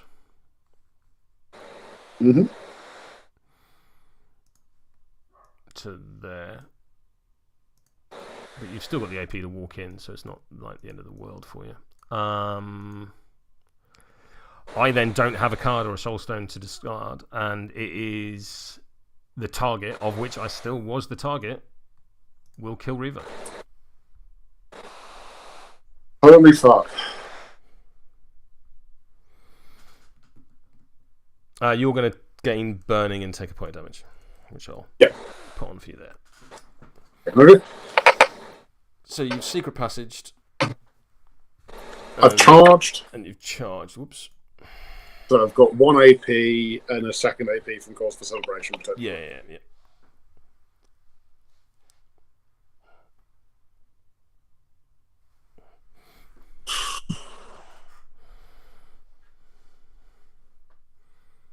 So you've still got the what's it point this turn. There's nothing I can do to get a point myself. I've also very successfully cost myself the second point of deliver a message. Mm-hmm. Because I got carried away. I can see why. Yeah. Ultimately, I think that may prove to have been a mistake, but satisfying. It'll ironically enough keep me warm at night.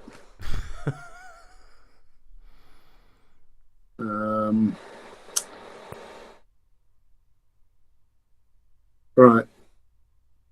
So I guess the next thing I'm going to do is teleport again. Nope. Putting that in. Yep. I'm going to put myself up here. Just out of... I'll put myself...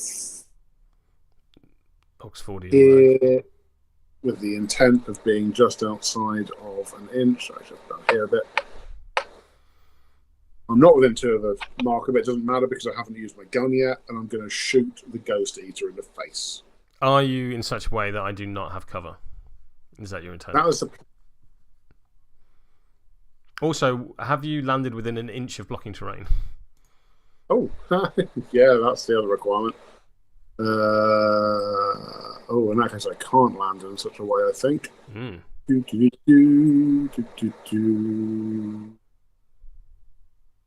There, and no, for sure the line, but the parallel line, the intersect line is pointing on the wrong side of me, so you do get cover. Cool. So defense 6.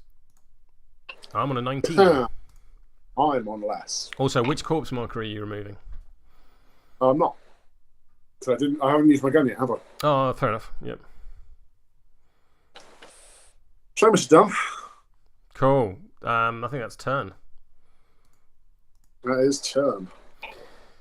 So I'm going to score Raid the Vaults. You are. And I think that's it. Because you're not going to score Raid. Correct. Hmm? Correct. Yeah, correct. I agree. Cool. And I don't think you've got any schemes to score either. Correct. I've got nothing to score this turn. So we're moving to turn 5. Burning and stuff. Let's have a little look. So Seamus is going to take a point of damage. Because he's on fire. That Shieldbearer is going to take a point of damage. That Shieldbearer will not take a point of damage, but he will lose his shielded. And that is that. Okay. Into turn 5. It's currently 4 all. Shuffle, shuffle, shuffle, shuffle, shuffle, shuffle. Draw a hand.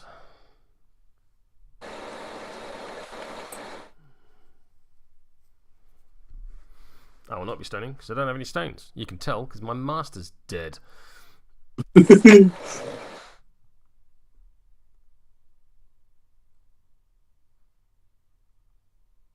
remember when we were first kind of acclimatizing to M3E as a group. I think collectively we all looked at Execute and went, "Oh, it's not as good as it was before." I do not remember that. Every now and then it's incredible. When it's good, it's good. Yeah. Note to self, Seamus has Execute on his melee. Don't not have a resource. Ghost lights do not count. I need one to get one back. There's an important lesson learnt this game. Cool. Initiative? Yes, so I have 2 pass tokens. Pow. Tied if you're using your pass tokens. Yeah, I will do that. Would you care to cheat? Nope. Then we reflect. What would you like to do? I'm going to give you the first activation. I have 1, 2, 3, 4, 5, 6, 7, 8, 9 models. I have 3. You have 3. I am going to activate Mano Lampad. Yep. And I am going to charge the bone pile. I will bring it as I go over.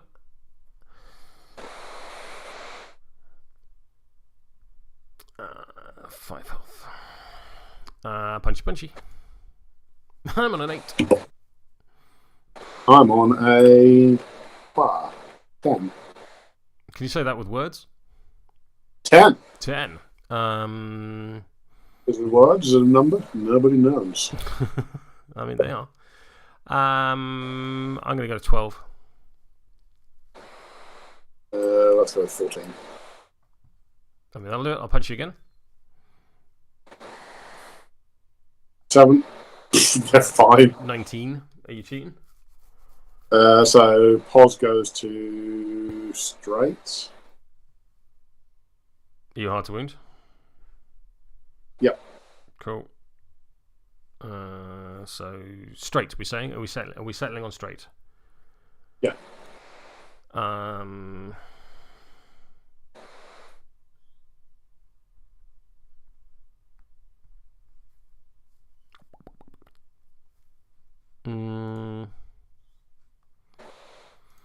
Yeah, I'll do 4 damage.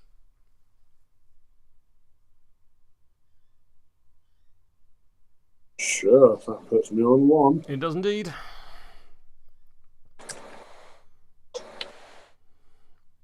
At the end of my activation, I'm going to use Hovering Flame. It needs a 5.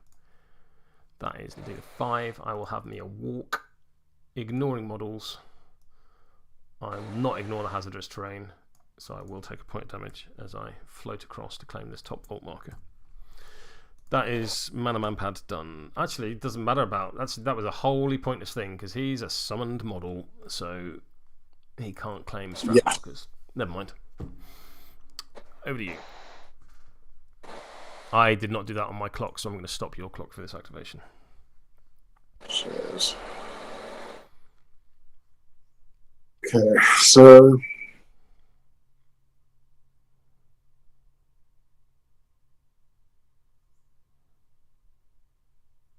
Oh, those Lampads are pretty good.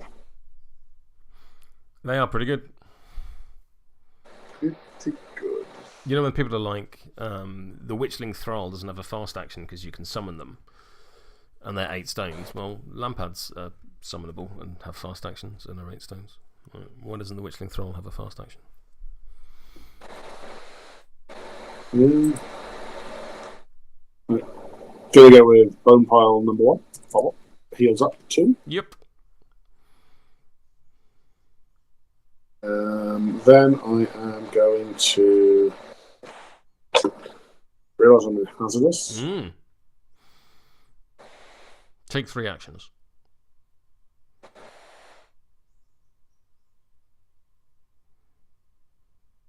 Alright, I'm going to charge your Shieldbearer. Charging to here. Yep. Take a point of damage. I will. The actual attack itself is going to be stat 5 on defense. 7. 12. Neg flip. Have your neg flip.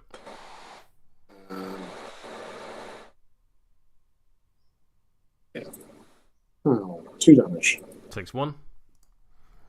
And I'll remove this corpse to heal 2. Hey, very nice. I'll punch you again. Makes sense. 17. Boom. 18. Neg flip. I'll do 3 damage. I'll drop to my hard to kill. That is the bone pile done. Over to you.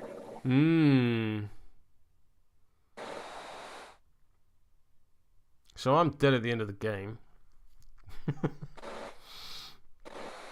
Unless you've got a healing thing, which I can give myself shielded, which would negate the burning damage at least. But I mean, Seamus can pop him. I will attack the bone pile. Doing with my shield. That is a 14. that is an 8. You're cheap. Go for it. So I'm going to do you 1 point of damage. And Ow. push you to there, doing another point of damage. Ow. I'm then going to charge you and smash you in the face with my shield. 13.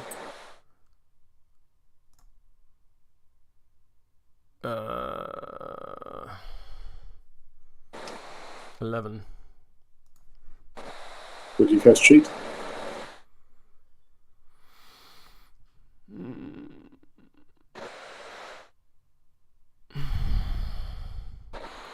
Yeah, I would. I've got a 16.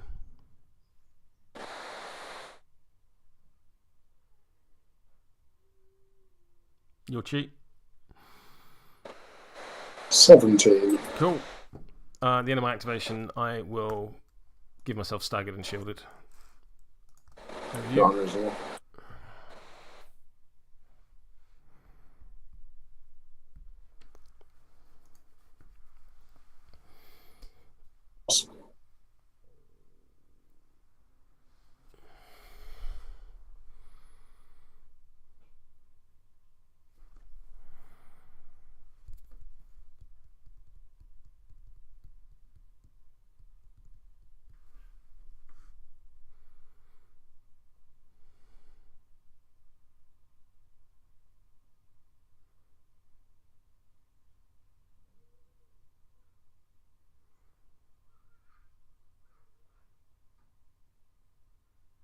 Oh, clock on you. I passed. I said pass. Oh, dude, I didn't hear it. I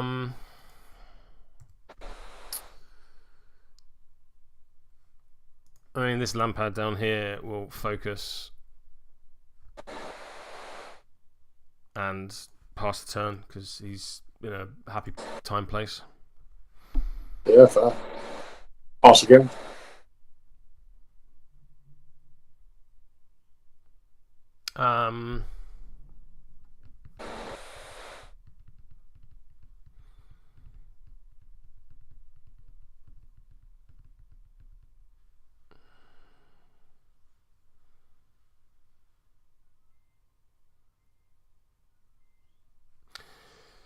The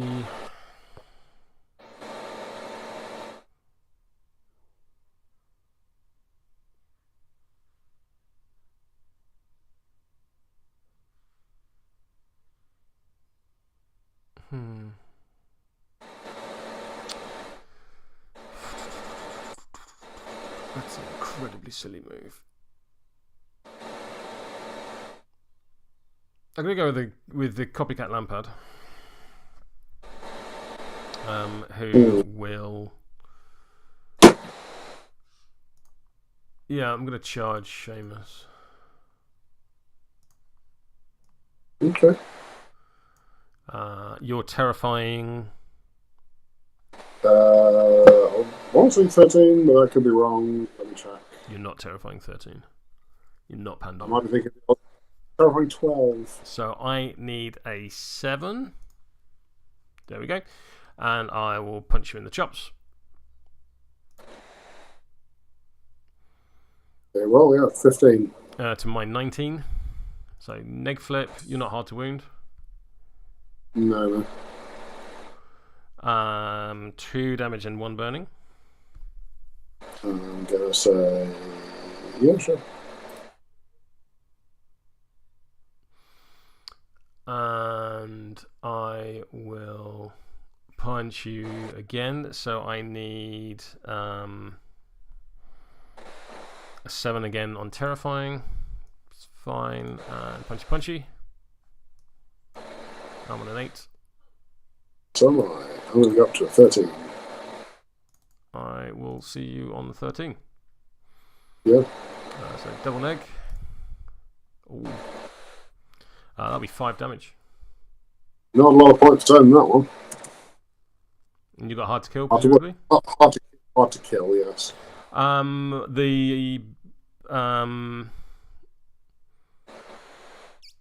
use the blaze trigger and just give you another point of burning.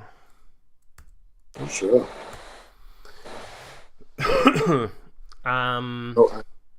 I'll hovering flame, needing a 5. Yep, I'm going to pass over the top of you and give you a burning in the process. That is Copycat Lampad done.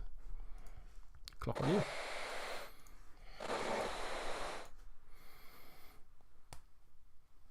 Flaming heck. Alright. That's changed things. How dare my own Copycat Lampad.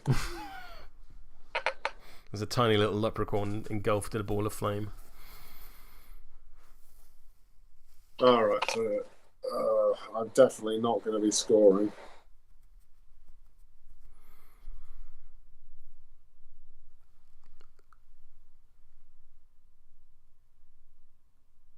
Right, how do I do this? So I'm going to go with Seamus because I feel like I have to. I can see why you would. Look at you getting to go with your master.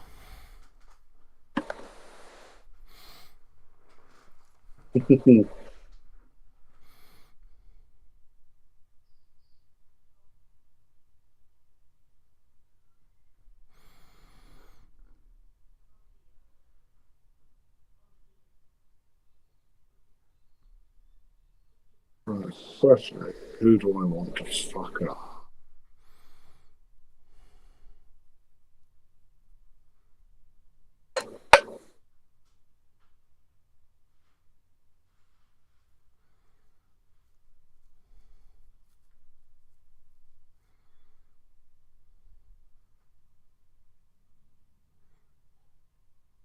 Ooh, that might be achievable. All right, so right. You can now walk into fire with impunity. You won't take damage. Yeah.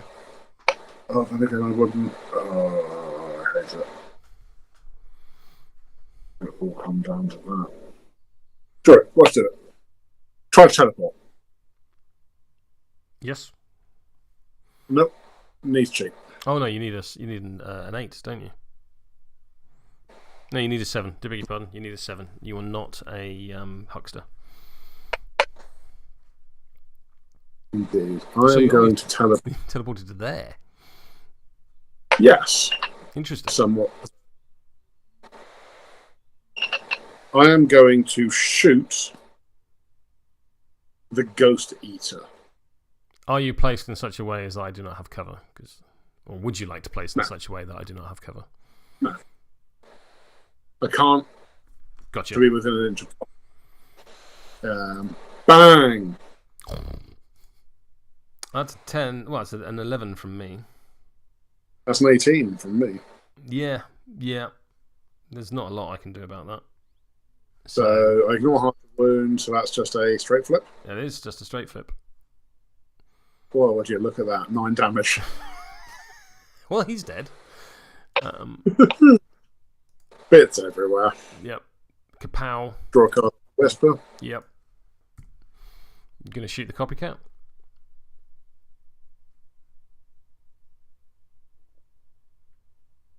No. Okey-dokey. So I've teleported. You've shot. I've done you've got 1 AP and then your cause for celebration. Yeah, so what I'm going to do is drop a scheme marker. Mm-hmm. And then using cause for celebration, I am going to try and terrorize the Lampad. Cool. That's 7 on willpower. Oh, that's really interesting. I was just having a look at something. Okay. Stat 7 on willpower, you say. I am a willpower. Sorry about this. I'm willpower 5, so that's a 14 from me. I'll cheat up to 14. Yes. So you're going to suitably terrorize me away. Yeah, I push you. You're moving inches, which is how many? 5. So you go over here, but more importantly, you fail the willpower draw, so I heal 2. Hey. Same as it's done. What I was looking at was whether or not the 4-inch restriction on placing scheme markers was in italics or not. Oh, that would have been. Oh, I think it's. It's not. You like. It's not. It's literally. It's not written in italics. You can't ignore it. In fact, I thought it was an action from my card as well, which it isn't. So interesting. But yeah, fact. Yeah, exactly. Right, let me have a read some stuff.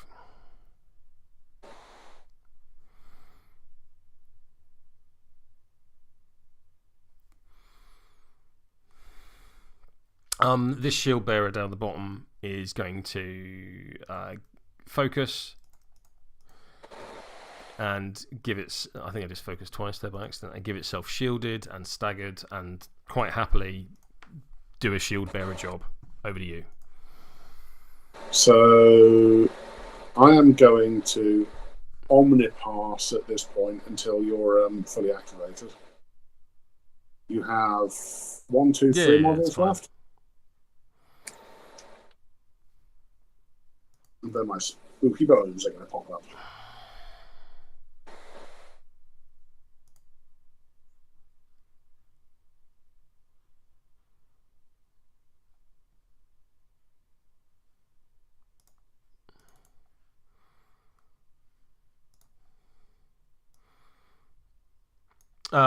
Assume I'm fully activated at this point.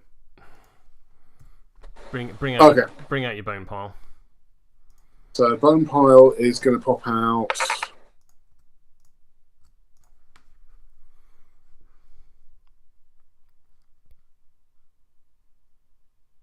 here. Nothing's happened. Okay. Taking off this. Mm-hmm.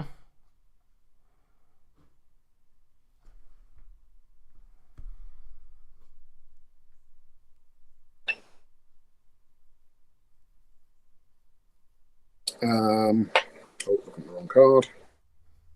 Goblin Pearl also heals up, but it doesn't really matter. They are going to throw a bone javelin at the Enslaved Spirit. Okie dokie. How? I'm on a 10. I'm going to shoot up to a 12. Cool, crack on. And Eclipse says 2 damage, which doesn't kill you, does it? Because you're in Takes court. 1 damage. Should use my focus. Then I'm going to drop a skin marker. Cool. This is the horrible hallmarks of a tie to it. Just a little bit. So I'm going to score raid. I'm not. Actually, am I going to score raid? Oh, 1, 2, 3. I've got 3 points and I need 4 because I've already scored. Oh, no. So I don't think I am going to score raid because this guy's blocking this one. I should have moved this guy up here to secure it rather than this one.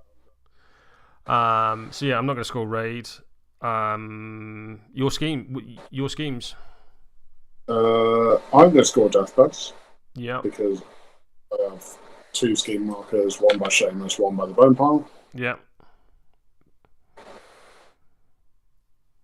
I'm going to score that's Deathbeds. Yeah, so it's a 5-all draw. Oh, Jesus. Which is very disappointing. After all that. Yeah, Seamus will take 2 damage, so he's on 1 health. Yep. Yeah, all I needed was, like, if your Bone Pile had come out and I could just put the Enslaved Spirit next to him, I would have scored the 2nd point of hold up their forces. Yeah. I didn't quite have the... Yeah, I should have put the Enslaved Spirit there. Oh, that's irritating. That was a very enjoyable game, though. Or I could have... Oh, no, it's a different model. Yeah. Yep, alright, is what it is. How was that? That was as terrifying as I expected. Reva's ability to go... Have you got your hand over your mouth or something? Oh, sorry. You've gone very quiet. So that was about as terrifying as expected in terms of Reva's ability to go. You see that model? It's dead. Yes, she's very good at killing stuff. Her kidnapper's unexpectedly bonkers, even though I've been warned in advance. I mean, just woof. I think the only thing that got it to a draw felt like you got a bit kill happy in the middle and missed out on some deathbeds that you could have scored. The first point of deathbeds was a bit tricky. Because you were killing a bunch of my stuff, but it was never in the right position. It was never in the right position, but it was okay. The thing that swung the game was that you killed Reva. Because if you hadn't, I would have scored this point. Equally, I could have shuffled the Enslaved Spirit over to this one to guarantee that VP, because there's no corpse markers here for you to pop out. So I think that's a bit of a misplay on my part. Could have scored if I hadn't been quite so careless with the end of my last activation of the game.